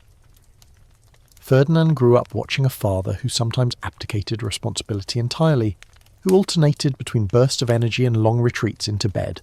That atmosphere of instability left marks.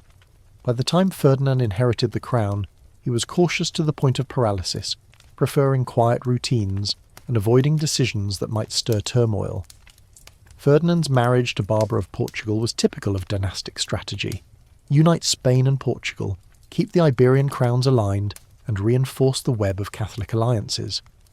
Barbara was herself the daughter of King John V of Portugal, and though not a close first cousin, she was still embedded in the interconnected fabric of European royalty. She and Ferdinand shared a bond of mutual melancholy. Unlike many royal couples, they were devoted to one another.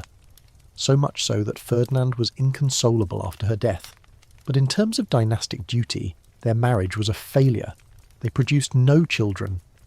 Childlessness in a royal marriage is not merely a personal sorrow, it is a dynastic crisis. For the Bourbons, still haunted by the memory of the sterile Charles II, Ferdinand's inability to produce heirs seemed like history repeating itself. Courtiers whispered. Was this the curse of inbreeding resurfacing? Was Ferdinand too frail, Barbara too barren, or was their union doomed from the start by shared ancestry? Historians still argue whether infertility among the Spanish Bourbons was genetic or circumstantial. But Ferdinand's reign did nothing to silence those suspicions. Walk with me into the royal chambers of Ferdinand and Barbara, and you see a peculiar picture. Ferdinand was deeply attached to music, often retreating into concerts and performances rather than affairs of state. Barbara too adored music, and together they cultivated one of the most splendid musical courts in Europe. The great composer Domenico Scarlatti lived under their patronage, composing hundreds of sonatas while the royal couple sought solace in melodies. Imagine them seated side by side, eyes closed, letting music wash over them, while ministers fretted about politics outside the door. This devotion to music gave Ferdinand's reign a strangely insulated quality. Wars raged elsewhere in Europe. The War of the Austrian Succession, the 7 Years' War, loomed. But Spain under Ferdinand remained neutral, its king preferring harmony over conflict. For some historians, this neutrality preserved Spain from further decline. For others, it was evidence of a king too timid, too detached, unable to seize opportunities. Either way, his quiet despair left Spain adrift. Now a quirky tidbit, Ferdinand's melancholy sometimes manifested in odd rituals. One account describes him refusing to sleep in any bed where someone had died, forcing his attendants to shuffle furniture constantly whenever the court moved. Another story tells of him insisting on long, solitary rides through the countryside, where he would speak little and return exhausted, as though trying to outrun the gloom that dogged him. These behaviours, though not as extreme as his father's compulsions, revealed a man haunted by anxiety. Barbara of Portugal shared his gloom. Though intelligent and cultured, she suffered from chronic illness, and her inability to bear children weighed heavily on her. Together, the couple seemed locked in a bubble of devotion and sadness. They had affection, even love, something rare in arranged dynastic marriages, but no heirs. Their union reminds you that in royal courts, love and duty were often at odds. For Ferdinand, love brought him comfort, but duty remained unfulfilled. Gentle joke for you now. If Ferdinand and Barbara had lived today, they would have been that couple who adopt 6 cats, binge-watch sad Netflix dramas, and politely decline every family reunion with the excuse, "Sorry, we're just not up for it this year." Except in their case, the family reunion was the future of Spain. The end of their reign came swiftly and tragically. Barbara died in 1758, and Ferdinand, devastated, plunged into deeper despair. He withdrew from court, stopped eating properly, and let ministers handle everything. Within a year, he too was dead, aged just 45.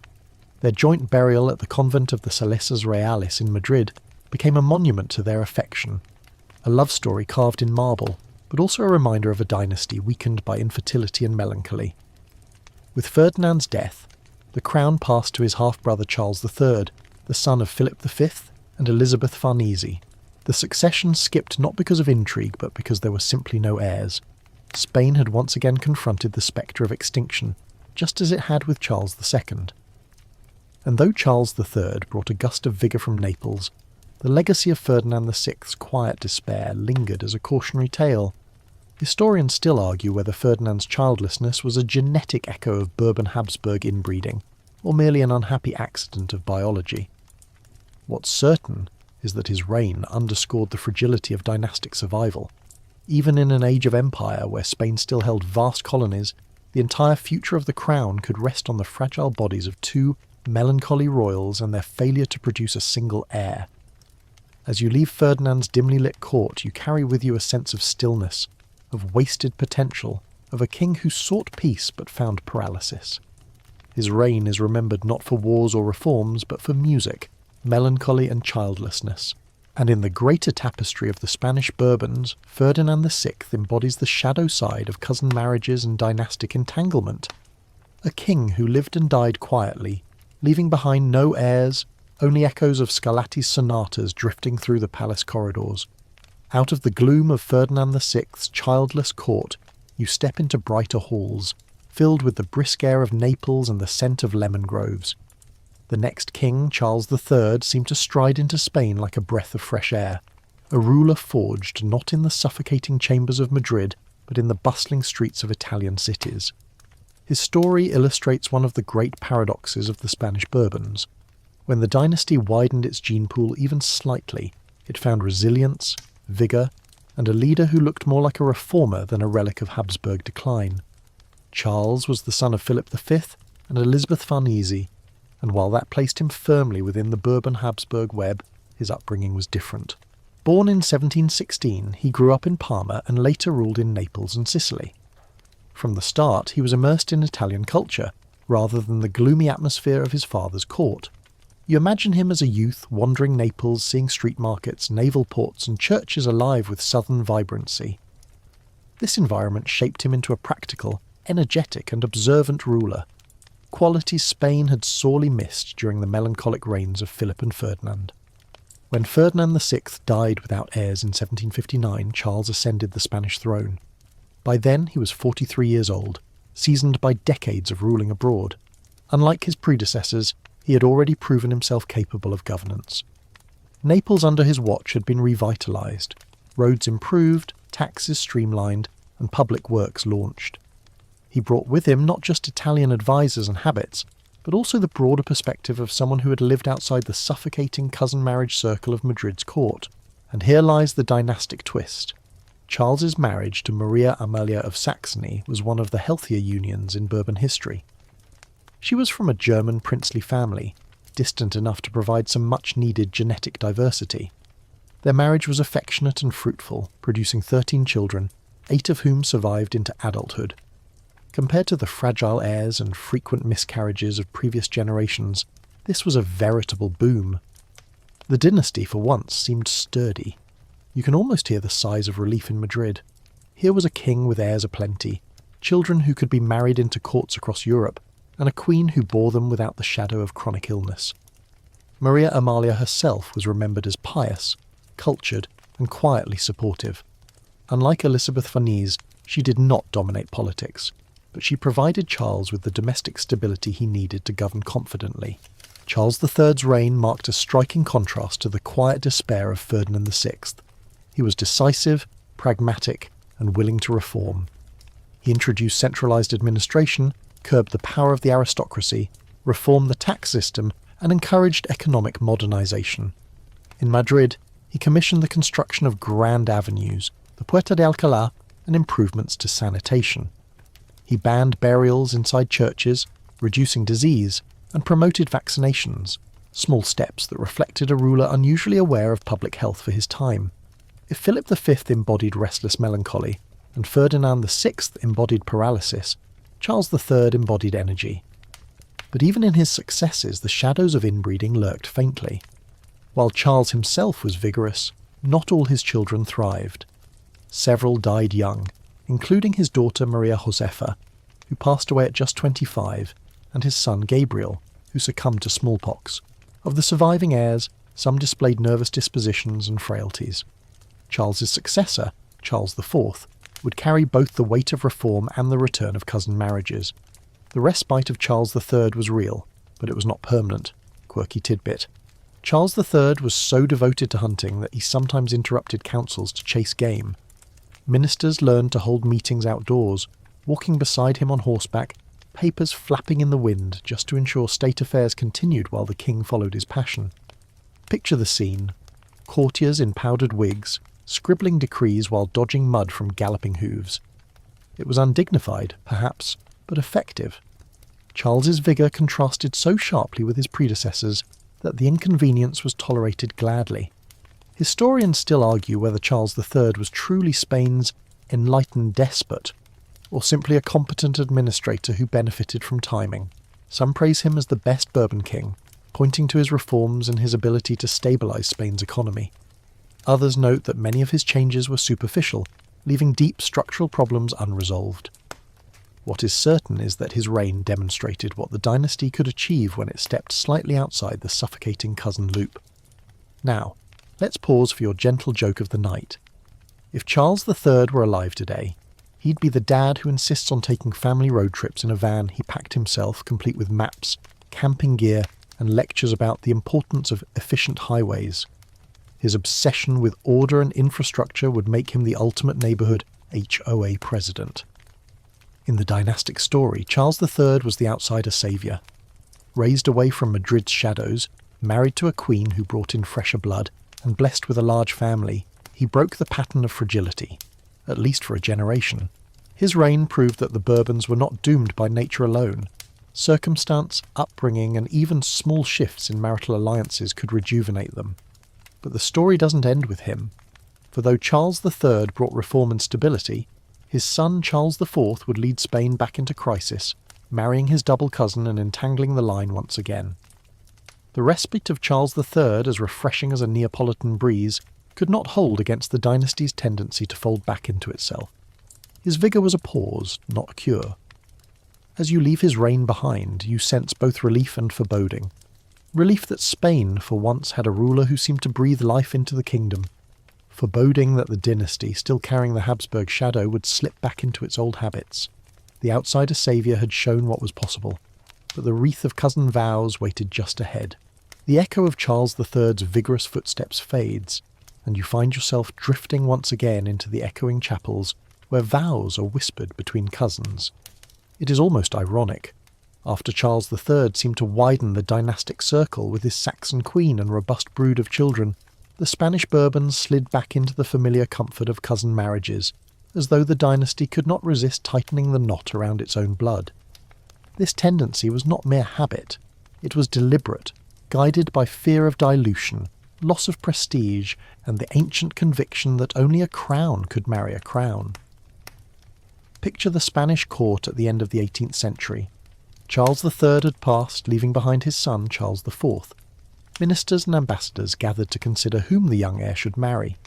Europe offered options, but not all were considered equal. Protestant courts were off the table. No Bourbon would risk scandal by marrying outside the Catholic fold. Marrying too far afield to some German minor house seemed beneath Spain's dignity. The logical choice, once again, was close kin. And so Charles IV married Maria Louisa of Parma, his double first cousin. This return to cousin vows was not unique to Charles IV. Across Europe, Bourbons and Habsburgs alike were doubling down on cousin matches. For the Bourbons, however, it had particular resonance. They had already seen what happened when the gene pool narrowed too far. Yet the temptation of dynastic security outweighed the lessons of the past. In the councils of Europe, a cousin marriage was neat, predictable, and politically advantageous. The marriage of Charles IV and Maria Louisa was announced in 1765 with pomp and ceremony. Imagine the cathedral decked in gold, the organ thundering, the royal families exchanging gifts. Courtiers smiled, poets composed odes, and ambassadors congratulated one another. No one dared whisper about the fact that Charles and Maria Louisa shared all four grandparents. In that moment, the union was a triumph of dynastic calculation. To you, peering in centuries later, it looks more like a family tree folding in on itself. Their children embodied the risks. Out of 24 pregnancies, 14 children survived infancy. That was an improvement compared to earlier centuries, but still revealed a pattern of fragile lives. Among those survivors was Ferdinand VII, who would later prove erratic, obstinate, and widely despised. Was his instability purely a product of turbulent times, the Napoleonic invasions, the collapse of Spain's empire, or was it also written in the recessive genes carried down through cousin vows? Historians still argue whether Ferdinand's behaviour stemmed from personality, circumstance, or heredity. One of the quirks of cousin marriages is how they tend to intensify family resemblances. Portraits of Charles IV's children often show striking similarities: round cheeks, Bourbon noses, the heavy eyes of Habsburg ancestry. Courtiers sometimes remarked, not always kindly, that the royal children looked more like siblings than cousins across generations. A modern geneticist might nod knowingly, pointing out that double first cousins pass on the same genetic combinations as half-siblings. In essence, the line was tightening dangerously. Now, imagine the ripple effect across Europe. Charles IV and Maria Luisa's daughters were dispatched as brides to other courts, often marrying more cousins. One daughter, Maria Isabella, married Francis I of the Two Sicilies, her cousin. Another daughter, Maria Luisa, married her cousin Ferdinand III, Grand Duke of Tuscany. The pattern continued relentlessly, folding the dynasty tighter into itself with every generation. Here's your quirky tidbit. Maria Luisa of Parma, the Queen, was infamous for her blunt tongue. She openly expressed her disdain for certain courtiers, sometimes mocking their appearance or manners. At one point, she was accused of wielding more political influence than Charles IV himself, often pushing him aside in council. She became deeply unpopular, and rumours spread that she had lovers among the ministers, most notably Manuel Godoy. Whether or not the rumours were true, the image of a domineering queen and a weak king captured the imagination of Spain. The Bourbon dynasty began to look not only inbred, but also ridiculous, a laughingstock in the salons of Europe. And here comes your gentle joke. If family reunions were awkward before, imagine trying to explain Maria Luisa's family tree at a modern dinner table. Yes, he's my husband, but also my cousin twice over. And my daughter, she married her cousin too, keeps the seating chart nice and simple. A genealogist would break their quill in frustration. The deeper truth is that these cousin vows were not accidents of affection. They were deliberate instruments of power. Charles IV and Maria Luisa wanted to ensure that Spain's alliances with Parma, Naples and Tuscany remained strong. By marrying cousins, they wove a web of loyalty across Italian states. But loyalty came at the price of vitality. The dynasty looked united on paper, but grew weaker in the nursery. Historians still debate whether cousin marriages directly caused the instability of Charles IV's reign, or whether the true culprits were Napoleon's ambitions and Spain's decaying empire. Yet the symbolism mattered. To a population already suffering economic decline, the sight of a weak king and a domineering cousin queen confirmed their suspicion that the dynasty was unfit. Cousin vows may have secured treaties, but they eroded confidence in the crown. You can picture the court now, sometime in the 1790s, as revolution swept France. Spanish ministers trembled at the news of guillotines in Paris. Yet in Madrid, the Bourbon court still celebrated cousin weddings, as though insulated from history. It was a tragic irony. While Europe demanded change, the dynasty clung to the most archaic practice of all, marrying back into itself. And so, as you drift out of this chapter, you realise that the respite of Charles III was just that, a pause. His vigour, born of a slightly wider marriage, had not reset the dynasty's habits. The Spanish Bourbons could not resist the gravitational pull of cousin vows.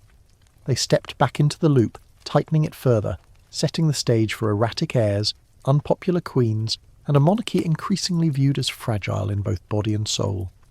The shadows lengthen across the palace halls, and now you arrive at the reign of Charles IV, a king remembered less for personal greatness than for his marriage and his proximity to some of Europe's most infamous events. If Charles III was the vigorous reformer who seemed to save the dynasty, his son Charles IV would be the hesitant heir whose cousin marriage pulled the Bourbons back into their old entanglements. And beside him stood Maria Luisa of Parma, not just a queen, but a double first cousin, and, by blood, a close relation of Marie Antoinette. Their union symbolised the Bourbon habit of looping back into itself, even as revolution erupted across Europe and royal families paid the price for clinging to old patterns. Picture the wedding in 1765. Charles IV, then still a young prince, stood beside Maria Luisa in a glittering chapel. The congregation cheered, the choir sang, and portraits were commissioned to celebrate the match. Yet beneath the jewels and incense lay a striking fact. Charles and Maria Louisa shared all 4 grandparents. They were double first cousins, as close genetically as half-siblings. To the dynastic planners of the 18th century, this was triumph, a perfect Bourbon knot binding Spain and Parma, reaffirming ties to Naples and Tuscany. To you, centuries later, it looks like a dangerous doubling down on the very strategy that had doomed the Habsburgs. Maria Louisa herself was a niece of Marie Antoinette's mother, Empress Maria Theresa of Austria. That made her a cousin of the ill-fated French queen. The Bourbon and Habsburg webs were so interwoven that it sometimes seems half of Europe was related by only a few steps. Imagine the gossip at the time. One queen in France dancing in Versailles, another in Spain ruling from Madrid. Both cousins, both married within the same narrow circle, both expected to produce children to secure their fragile thrones. Charles IV and Maria Louisa did not lack for children. 24 pregnancies, 14 surviving offspring. On paper, that was success. The nursery was full, the dynasty secure, but closer inspection reveals a troubling pattern. Many of the children were frail, plagued by illnesses. Some died young. Those who survived often bore the marks of cousinhood, recurring facial features, heavy-lidded eyes, and nervous dispositions. Most tellingly, their son Ferdinand VII would inherit the throne and rule in a way so erratic and stubborn that he seemed less a reformer than a caricature of royal obstinacy. The marriage itself was a storm. Charles IV, though king, was widely regarded as pliable, indecisive, and overshadowed by his wife. Maria Louisa, by contrast, was fiery, outspoken, and deeply involved in politics. Courtiers whispered that she dominated her husband, steering policy through her favourites, most notoriously Manuel Godoy. Godoy, a handsome young guard who rose to the rank of Prime Minister, was rumoured to be Maria Louisa's lover. Historians still argue whether those rumours were true or simply slander aimed at a powerful woman. What is clear is that Maria Louisa's influence shaped Spain's course during a turbulent era. Now picture the Spanish court in the 1790s. Revolution has exploded in France. Marie Antoinette, Maria Louisa's cousin, has been executed. The guillotine has silenced kings and queens who once seemed untouchable. In Madrid, fear hangs heavy. The people whisper about the French example, about corruption, about the incompetence of their own rulers. Charles IV retreats into hunting, his favourite pastime, while Maria Louisa and Godoy try to hold the government together. Against this backdrop, the cousin marriage of Charles and Maria Louisa seems less like a dynastic triumph, and more like a parody of outdated royal arrogance. Quirky tidbit: Charles IV loved clocks, amassing a collection of more than 200. While his kingdom teetered, he spent hours winding them, adjusting their mechanisms, fascinated by their precision. Imagine the irony. Spain was slipping into chaos, but the king was content so long as his clocks kept perfect time. Courtiers joked that he ruled by gears and pendulums more than by decrees. The cousinhood of Charles and Maria Louisa mattered not only for genetics but also for perception.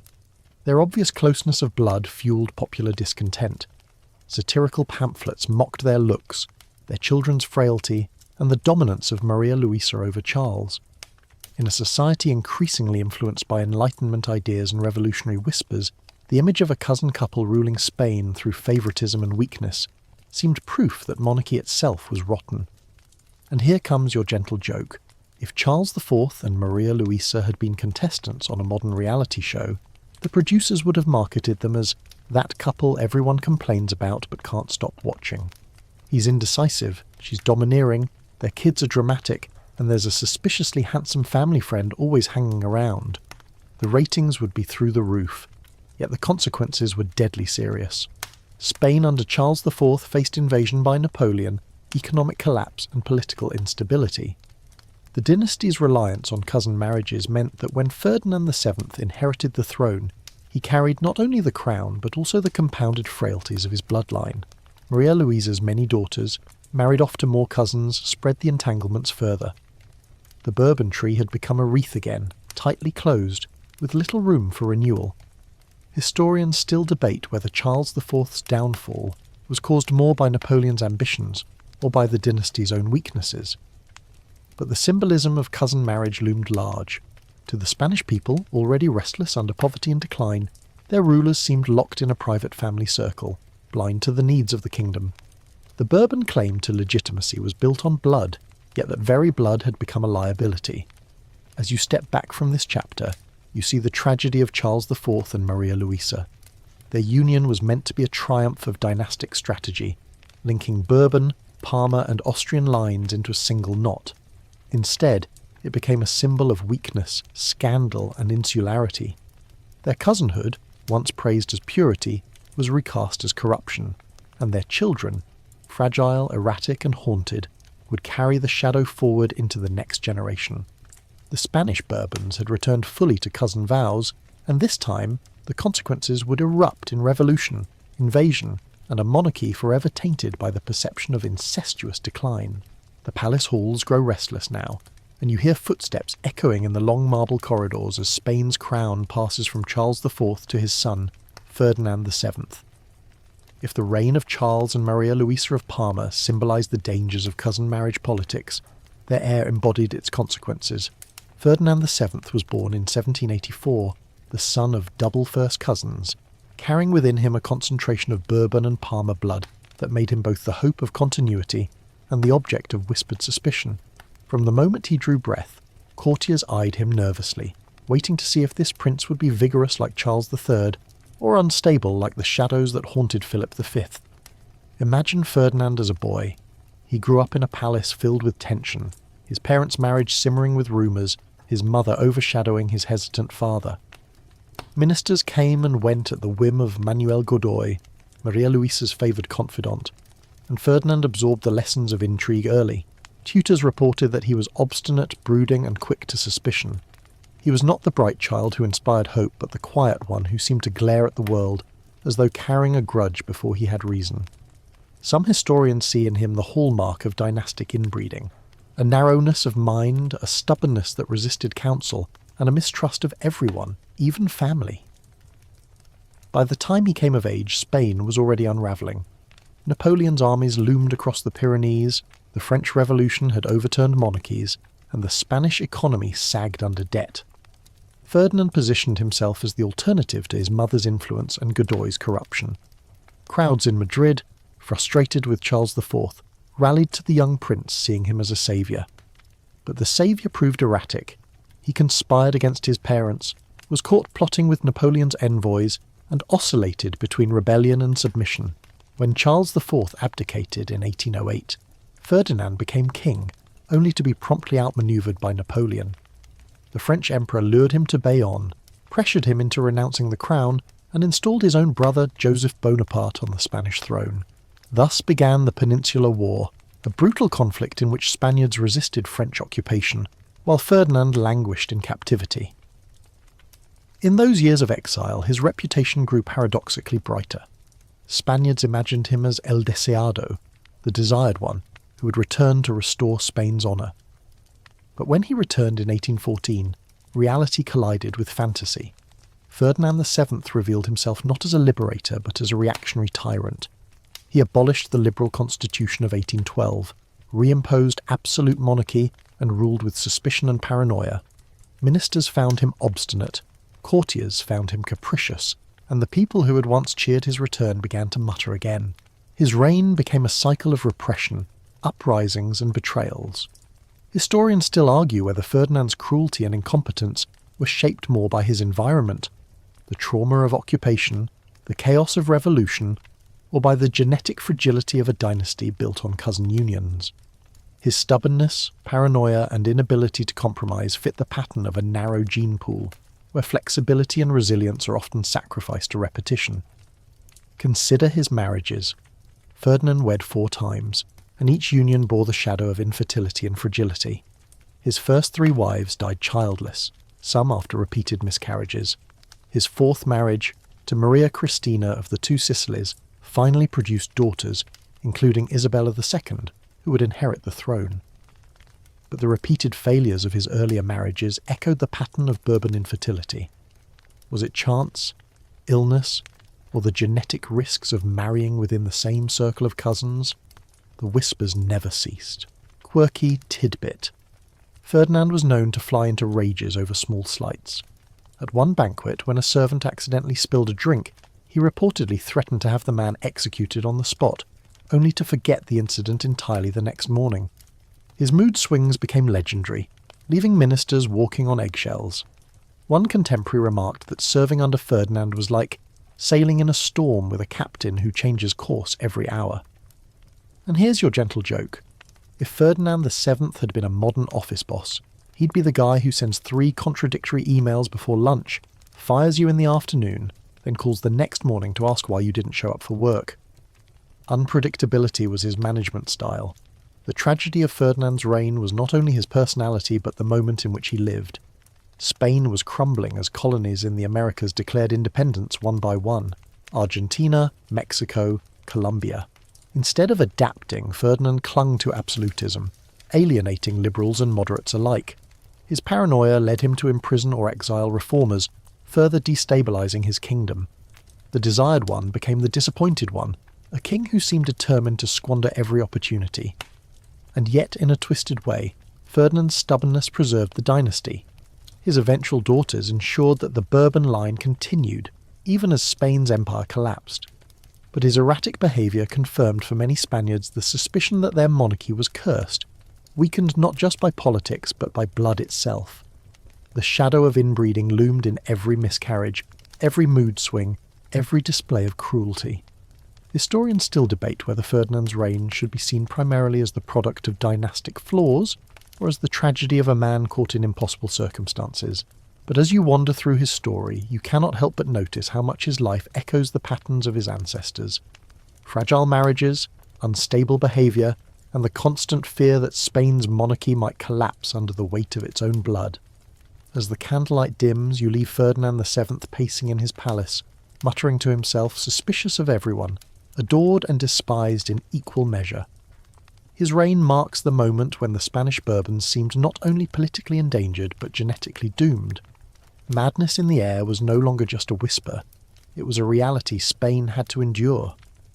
The palace grows quieter now, the echo of Ferdinand VII's storms fading into the softer sounds of nursery doors closing and whispered prayers over cradles. Yet what you discover in these chambers is not only the story of kings, but of daughters, infantas whose lives were shaped by cousin marriages, dynastic duty, and the heavy toll of repeated miscarriages. The Spanish Bourbons, like their Habsburg predecessors, carried forward a troubling pattern. Plenty of weddings, plenty of pregnancies, but an alarming rate of childlessness and infant death. To understand how fragile the dynasty truly was, you must linger here, among the women whose bodies bore the brunt of the genetic gamble. Ferdinand VII himself epitomised this struggle. He married 4 times. His first wife, Princess Maria Antonia of Naples and Sicily, his double first cousin, was delicate, pious, and barely out of girlhood when she was shipped to Spain. Their union was celebrated as a triumph of Bourbon-Naples ties, but it produced no children. Maria Antonia suffered through miscarriages, and by the time she died at just 21, whispers about Bourbon infertility were already circling.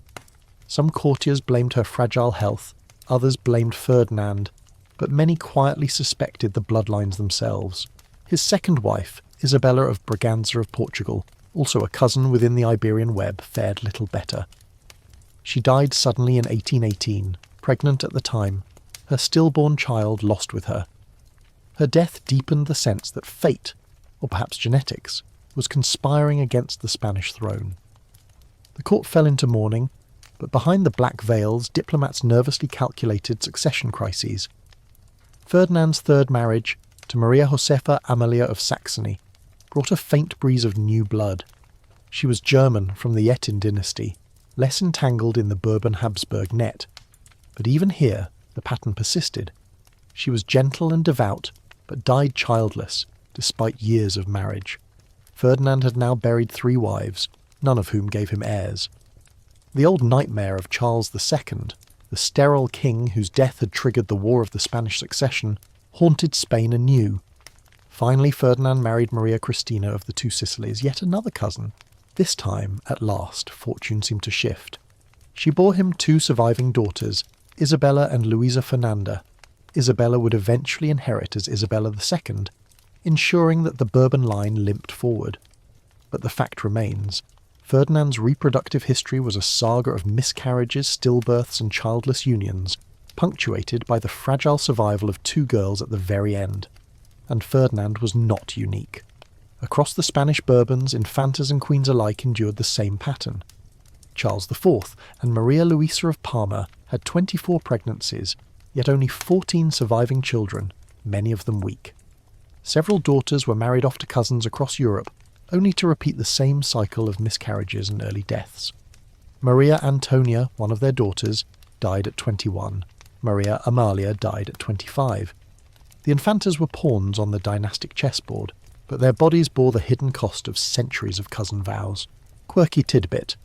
One Bourbon infanta, Maria Theresa Raffaella, was married to her cousin Louis, Dauphin of France. She produced one child, a daughter, before dying suddenly at age 20. In France, her death was treated as tragic but not unusual. Yet modern historians suspect that her frailty and the brevity of her reproductive life was another echo of Bourbon-Habsburg entanglement. For the dynasty, infertility was not only a private sorrow, but a political earthquake. Every miscarriage meant another potential heir lost, another opportunity for stability squandered. In a world where succession crises could plunge Europe into war, the ability, or inability, of a queen to carry children was as crucial as any treaty. Spain had already seen the chaos caused by Charles II's sterility. The fear that it could happen again stalked every christening and every funeral. Imagine the atmosphere of those palace nurseries, cradles lined in lace, gilded baptismal fonts waiting in chapels, doctors hovering with potions, every pregnancy announced with cannon fire, every miscarriage cloaked in hushed explanations. Courtiers peered anxiously at newborns, noting whether they cried loudly or weakly, whether they thrived or faded. In some cases, infants died before names were even given. For queens and infantas, the pressure was relentless, their worth measured in the survival of their children. Historians still argue whether this pattern was purely genetic, or whether it reflected broader realities of 18th and 19th century medicine. Childbirth was perilous for all women, and infant mortality was high across Europe. But when you trace the numbers, the Bourbons show a troubling concentration of miscarriages, childlessness, and frail heirs compared to less inbred dynasties. Modern geneticists point to the increased risk of recessive disorders manifesting when cousins marry repeatedly. The evidence is circumstantial but compelling. And here comes your gentle joke. If Bourbon queens had kept track of their pregnancies the way we do fitness goals today, their ledgers would look like tragic diaries. Pregnancy number 12, not successful. Pregnancy number 13, lost again. Pregnancy number 14, finally a survivor. You'd almost expect a Fitbit for heirs, with court doctors cheering when the dynasty hit 2 surviving children after 20 attempts. Beyond the numbers lies the human cost. Many Bourbon infantas were married young, often to cousins, and spent their brief lives in cycles of pregnancy and mourning. They rarely had the chance to develop identities beyond motherhood. Some wrote letters that reveal exhaustion, pleading for prayers or describing endless illnesses. Their words, fragile on parchment, are reminders that dynastic strategy came at the expense of human bodies. By the time Isabella II inherited the throne as a child in 1833, the Bourbon dynasty was already known for its reproductive fragility. Isabella herself would carry the burden, her own marriages and children scrutinised relentlessly. The dynasty survived, but only just, carried forward on the narrow shoulders of daughters rather than the robust line of sons that dynastic planners had dreamed of. The theme of infertility and infant death underscores the irony of Bourbon strategy. Cousin marriages were meant to secure continuity, but they often undermined it, producing fewer heirs and more crises. The dynasty seemed trapped in a cycle. The closer the marriages, the weaker the outcomes. The weaker the outcomes, the more desperately they clung to cousin matches to preserve legitimacy. As you drift away from these hushed nurseries, you sense the heavy silence of empty cradles, the weight of prayers unanswered, and the exhaustion of queens who carried not just children, but the fate of an empire inside their bodies. The Spanish Bourbons survived, but the cost of survival was written in the repeated tragedies of infantas and infertility.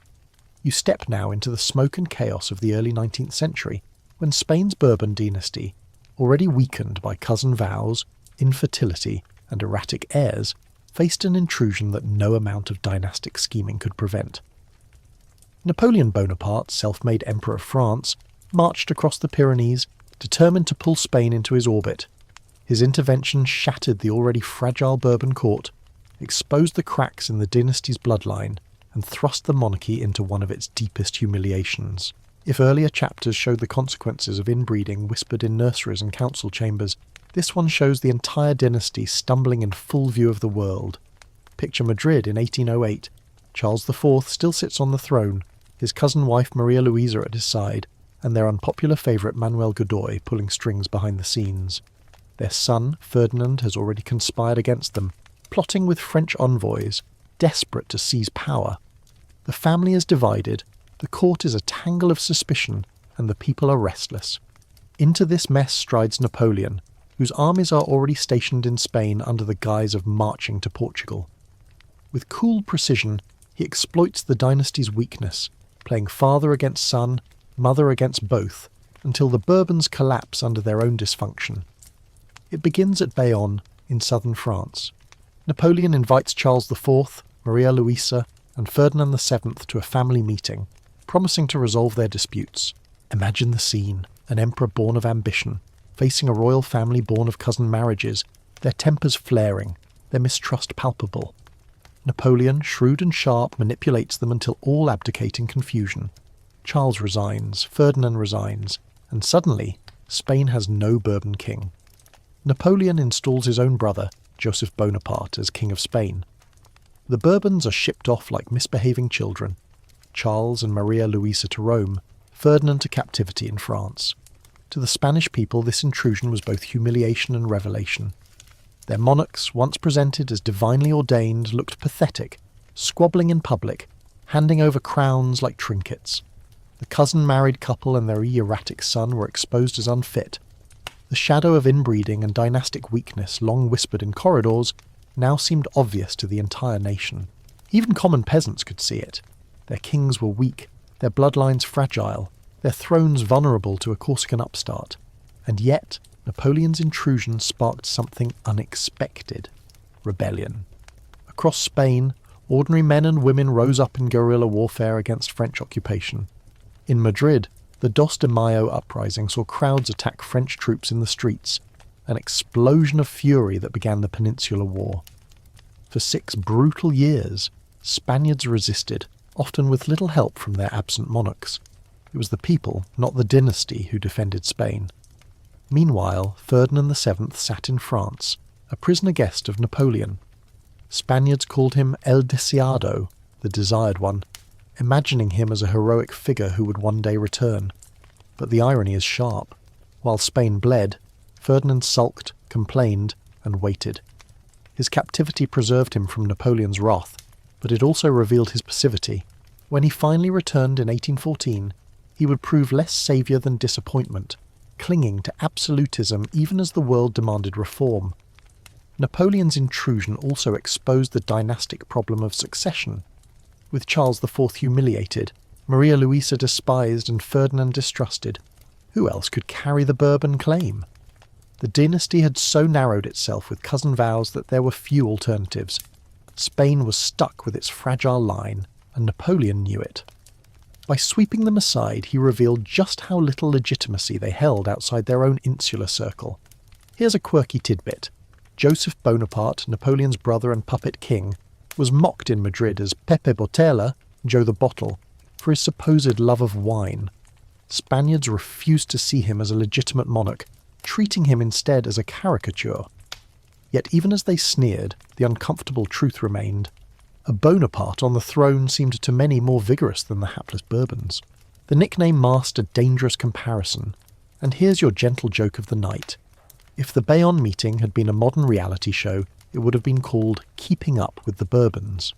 Picture Napoleon in the role of the exasperated producer, watching as Charles, Maria Louisa and Ferdinand scream at each other, then calmly saying, "Fine, you're all fired. I'm bringing in my brother instead." Ratings would have been phenomenal. But beneath the humour lay tragedy. The Peninsular War devastated Spain, killing hundreds of thousands, draining the treasury and tearing apart the social fabric. When the Bourbons finally returned in 1814, they came back to a broken country, a ruined economy, and colonies in the Americas slipping away into independence. Napoleon's intrusion had not only humiliated the dynasty, it had accelerated Spain's decline. Historians still argue whether the Bourbons might have survived without Napoleon's intervention. Some suggest that Spain was already collapsing under the weight of corruption, cousin marriages, and fragile heirs. Others argue that Napoleon's invasion was the decisive blow, stripping the monarchy of legitimacy and shattering its authority. Either way, the episode revealed the dynasty's weakness in the starkest terms: a family too entangled, too fragile, too incompetent to resist an outsider. As you step back from this chapter, you see the irony. For centuries the Bourbons had obsessed over keeping power in the family, marrying cousins to preserve their crowns. Yet when Napoleon intruded, that strategy proved useless. Bloodlines could not defend Spain. People did. And when the Bourbons returned, they did so diminished, their legitimacy questioned, their dynasty wobbling. Napoleon had torn off the mask, and what lay beneath was not majesty, but fragility. The candles gutter lower, and now you arrive at one of the most controversial figures in the Bourbon story, Isabella II, the little queen whose tangled parentage and turbulent reign became the stuff of whispered scandal. If earlier generations revealed the dangers of cousin vows, Isabella's life demonstrated what happens when the dynasty's bloodlines are so weakened, so distrusted, that legitimacy itself becomes uncertain. Born in 1830, daughter of Ferdinand VII and his fourth wife Maria Cristina of the Two Sicilies, Isabella came into the world already carrying the burden of doubt. Was she truly the child of the king, or the child of intrigue? And what did that mean for the survival of the Spanish Bourbons? Ferdinand VII had struggled for years to produce an heir. 3 wives died childless before Maria Cristina finally bore him 2 daughters, Isabella and Luisa Fernanda. These births seem like a miracle, yet Ferdinand's frailty, his erratic nature, and the endless whispers about his reproductive health cast a long shadow. By the time Isabella was born, rumours spread that Ferdinand was no longer capable of fathering children, and that her true paternity might lie elsewhere. Some claimed she was the daughter of a guard, others suggested a minister close to the Queen. Historians still argue whether these rumours were political slander or plausible suspicions, but the fact they existed at all shows how fragile the Bourbon claim had become. When Ferdinand died in 1833, Isabella was just 3 years old. Her accession sparked the Carlist Wars, as Ferdinand's brother, Don Carlos, claimed the throne on the grounds that women could not inherit under traditional succession laws. Spain descended into civil conflict, with Isabelinos supporting the young queen and Carlistas rallying behind Don Carlos. The dynasty's survival now depended on a toddler, and on the contested legitimacy of her blood. Maria Cristina, serving as regent, faced immense pressure. She needed Isabella to be seen as unquestionably Bourbon. Every portrait, every ceremony, every decree emphasised her status as Ferdinand's daughter. But the rumours never quite vanished. They lingered in the corners of salons, in pamphlets distributed by Carlist supporters, in the muttered conversations of peasants. Was Isabella really a Bourbon? Or was she the child of another man, raised to secure Maria Cristina's power? As Isabella grew, her reign only fed the whispers. She was married at 16 to Francisco de Assis, Duke of Cadiz, himself her double first cousin. The marriage was a disaster. Francisco was effeminate, uninterested in his wife, and widely mocked in the court. Isabella, still young and restless, turned to lovers. Ministers, generals, and courtiers alike became entangled with her, and soon the palace buzzed with gossip about the paternity of her children. She bore 9, but few believed Francisco was their true father. Some claimed General Serrano, her handsome confidant, sired several. Others pointed to different politicians or guards. The Bourbon dynasty, already mocked for inbreeding, now became a subject of open scandal for adultery. Quirky tidbit. Isabella reportedly once quipped that her husband wore more lace than I do, a cutting remark that revealed her contempt for Francisco. The quote spread like wildfire in Madrid, reinforcing the idea that their union was more costume than marriage. Satirists had a field day, publishing caricatures of the Queen surrounded by a parade of supposed lovers, each depicted as potential fathers of her brood. Her turbulent reign mirrored her turbulent private life. Spain lurched from crisis to crisis, military uprisings, political instability and social unrest. Isabella swung between liberal and conservative ministers, alienating both sides. Her personal scandals eroded public respect. By the 1860s, she was seen less as a sovereign and more as a liability. In 1868, the Glorious Revolution forced her into exile in France. She abdicated in 1870 in favour of her son, Alfonso XII, but her reputation never recovered. Historians still debate whether Isabella's tangled parentage and scandalous reign were simply products of her personality or symptoms of a dynasty already undermined by centuries of cousin vows. Some argue she was unfairly maligned, a woman judged more harshly because of her gender in a patriarchal age. Others see her behaviour, her affairs, her instability, her unpopular policies, as evidence that the Bourbons had reached a nadir. The truth likely lies between. Isabella was both victim and agent, caught in a dynasty already weakened, but also fueling its decline with her choices. And here's your gentle joke. If Isabella II had lived today, tabloids would never have let her rest. She would have been the perpetual front-page headline, the royal equivalent of a celebrity scandal machine. Queen spotted with mystery general again, or palace insiders questioned paternity of royal toddler exclusive. TMZ would have had a field day. Yet beneath the humour lies the tragedy of legitimacy. Monarchies depend on the belief that bloodlines are sacred, that crowns pass from father to child in unbroken succession. For the Spanish Bourbons, Isabella's reign shattered that illusion. Her paternity was questioned, her children's paternity doubted, and her dynasty mocked. Cousin marriages had already weakened the line biologically. Isabella's scandals weakened it politically and socially. Even in exile, the doubts persisted. When Alfonso XII restored the Bourbon dynasty in 1874, supporters emphasised his military vigour and personal charm. But critics never forgot that his mother's lovers might have contributed as much to his lineage as the Bourbons themselves. The shadow of Isabella's tangled parentage followed him, a reminder that crowns may be polished, but bloodlines can be messy. As you step back from her story, you see how Isabella II embodied the contradictions of the Spanish Bourbons. Born amid rumours, married to a cousin, entangled in scandal, she became both the continuation and the caricature of a dynasty shaped by inbreeding and intrigue. Her tangled parentage was not just a personal drama, it was a symbol of a monarchy whose very claim to legitimacy had become suspect. The candles you followed through centuries of Bourbon corridors now glow against a different backdrop. Labs, libraries, and university lecture halls. The story of inbreeding in the Spanish Bourbon doesn't end with scandalous weddings or erratic kings. It extends into the present, where historians, genealogists, and scientists dissect centuries of dynastic choices with the tools of modern scholarship. You find yourself now in the company of geneticists tracing bloodlines, historians arguing over causation, and statisticians calculating probabilities. Science weighs in, and its voice reshapes how we understand the Bourbon saga. The key tool is the coefficient of inbreeding, the mathematical expression of how much genetic material two parents share. We encountered it before, 0.0625 for first cousins, 0.125 for uncle-niece.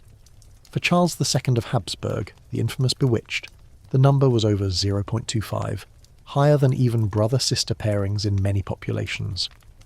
That extreme concentration explained his deformities, sterility, and early death. The Bourbons, who inherited Spain in 1700, were supposed to be the antidote. They had French blood, Italian blood, Saxon blood. But the calculations show a subtler truth. By the 18th and 19th centuries, many Spanish Bourbons still carried coefficients between 0.10 and 0.20, dangerously high for a dynasty expected to produce robust heirs. Scientists studying royal lineages today use not only dusty records but also computational models. One famous study plugged thousands of Bourbon marriages into a computer algorithm and mapped the results. The conclusion? The Spanish Bourbons were moderately inbred, less extreme than the Habsburgs but still far above safe levels. The effects, they argued, could manifest in higher infant mortality, reduced fertility, and increased psychological instability. In other words, the rumours of fragile children and erratic kings may not have been mere gossip. They may have been predictable outcomes of the family tree. Yet the debate rages. Historians still argue whether inbreeding alone explains the Bourbon's troubles. Consider Philip V's melancholy, Ferdinand VI's infertility, or Ferdinand VII's erratic cruelty.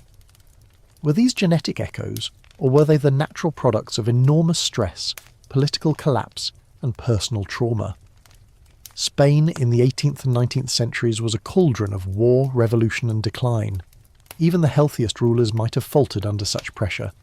Scientists can calculate probabilities, but they cannot untangle history's entire web. Quirky tidbit. One team of orthodontists in Madrid once analysed Bourbon portraits, measuring jawlines and cranial features to detect hereditary traits. They discovered subtler versions of the Habsburg jaw creeping back into Bourbon visages, though never as extreme. Their conclusion? Even without uncle-niece marriages, the constant cousin vows kept recessive traits, circulating just enough to show in the family's faces. Imagine treating oil paintings like CT scans, rulers staring imperiously from their frames, while modern scientists peer at their bone structures with rulers and protractors. Another line of inquiry comes from demography. Scholars note that infant mortality among the Bourbons was significantly higher than among unrelated noble families of the same era. Some estimate that nearly half of Bourbon pregnancies ended in miscarriage, stillbirth, or infant death. Was this coincidence? Was it poor medicine? Or was it the genetic fragility of a dynasty too tightly bound? Historians still argue, but the numbers suggest the latter. And here comes your gentle joke. If the Spanish Bourbons had subscribed to one of those modern DNA testing services, the results would have come back as a single unhelpful message. Congratulations, you are 100% related to yourself. Please diversify. The scientific fascination with royal inbreeding is not idle curiosity. It reveals how power structures shape biology. For centuries, monarchs believed blood purity guaranteed legitimacy. In reality, it corroded their health and undermined their survival. The Spanish Bourbons are a case study in this irony. The very strategy designed to preserve crowns instead endangered them. But science also reminds us not to oversimplify. Not every sickly child, not every barren queen, not every unstable king can be blamed on inbreeding. Life in the 18th and 19th centuries was harsh even for royalty. Smallpox, influenza, and tuberculosis struck princes and paupers alike. Psychological disorders, poorly understood, could arise from trauma as much as from genes. Charles III thrived despite being part of the same family tree. Isabella II bore multiple children despite whispers about her paternity. The evidence of inbreeding is strong, but it is not the whole story. Modern geneticists tread carefully here. They point out that royal family trees are invaluable laboratories for understanding heredity, but they are also complex. Cousin marriages increase risks, but outcomes vary. Sometimes dynasties limp along for centuries. Sometimes, like the Habsburgs, they collapse catastrophically. The Bourbons, despite their fragility, survived. Spain still has a Bourbon king today, Felipe VI, whose family tree is far more diverse than his ancestors. The lesson is not that inbreeding doomed them absolutely, but that it added fragility to a dynasty already buffeted by political storms. Historians still argue over whether the Bourbons learned from science. By the late 19th century, cousin marriages remained common, but pressure from outside, liberal revolutions, changing cultural attitudes, and the decline of dynastic power forced monarchs to widen their marital circles. Science eventually caught up, offering explanations for what people had long suspected. The Spanish Bourbons, once mocked for their cousin vows, became case studies in textbooks.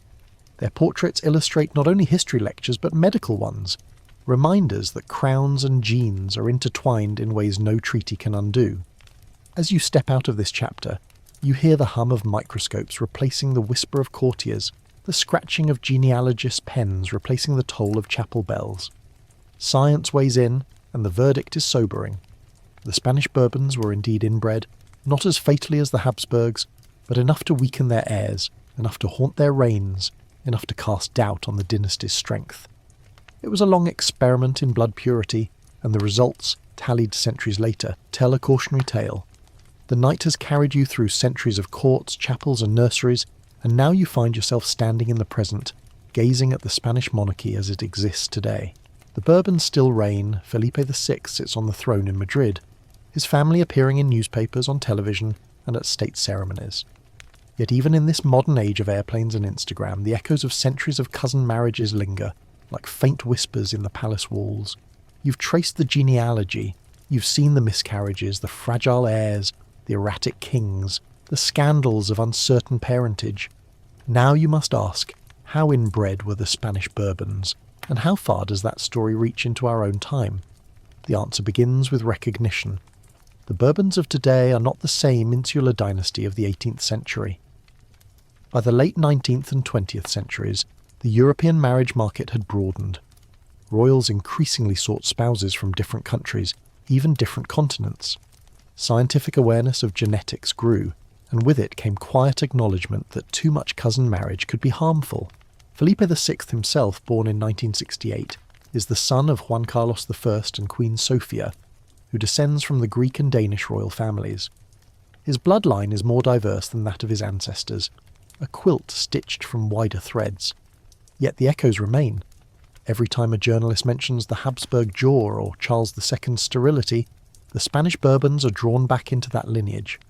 Their legitimacy may rest today less on blood purity than on public trust, but history never forgets. Felipe VI, though vigorous, carries the weight of a family tree that once doubled back on itself until branches snapped. Historians and geneticists continue to study the dynasty. Papers are published on the coefficients of inbreeding, dissertations trace the impact of cousin marriages, and debates circle around whether the Bourbon decline was truly genetic or more political. The fact that the question persists reveals the fascination. People want to believe that biology itself explains history, that crowns fell because of chromosomes. And while that's too simplistic, it's not entirely wrong. Genes shape lives, and in the Spanish Bourbons, they shaped empires. Consider how the story resonates today.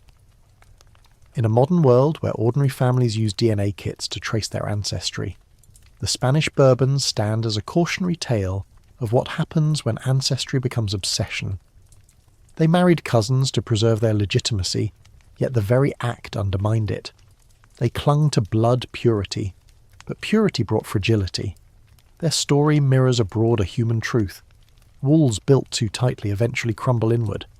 Quirky tidbit: Felipe VI, tall and athletic, once played basketball competitively as a young man.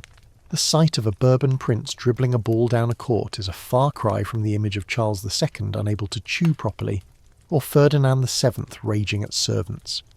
If nothing else, this shows that the dynasty has outlived its genetic shadows, at least in visible form. But every sports commentator who notes Felipe's height unwittingly brushes against the dynasty's past. For centuries, people measured Bourbon bodies obsessively, looking for signs of strength or weakness, vigour or decline. And here comes your gentle joke. If Charles II could see Felipe VI slam dunk, he might whisper from the grave, "Finally, someone in this family can use their jaw for cheering instead of just looking cursed." Even the dead kings might applaud the leap, but step back and the arc becomes clear. The Spanish Bourbons were moderately inbred, less extreme than the Habsburgs but still dangerously narrow.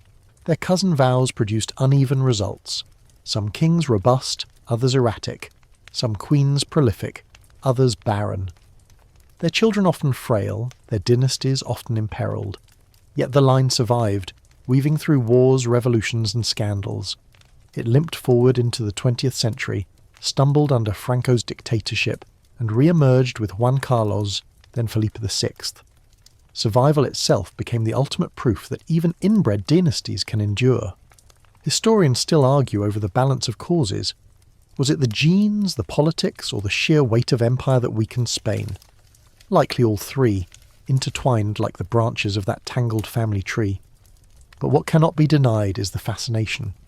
The story of the Spanish Bourbons grips the imagination because it blends science and scandal, biology and power, the intimate drama of marriage and the sweeping forces of history.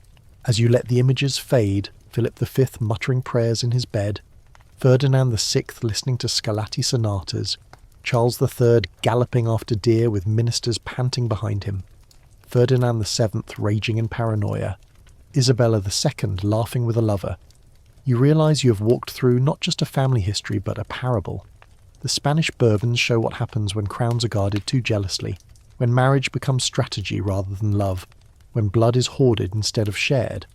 They remind you that dynasties are human, fragile, and that even thrones can be undermined by something as small as a gene. And now, as promised, let us soften the cadence into a final wind down.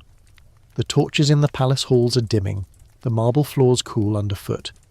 You hear only the hush of night beyond the windows, the quiet breath of a kingdom asleep. The stories of erratic kings and fragile queens recede, like ripples fading on a pond. You let the tension go, the suspicion, the intrigue, the endless cousin vows, and instead notice how still the air feels, how calm the silence becomes once the quarrels end.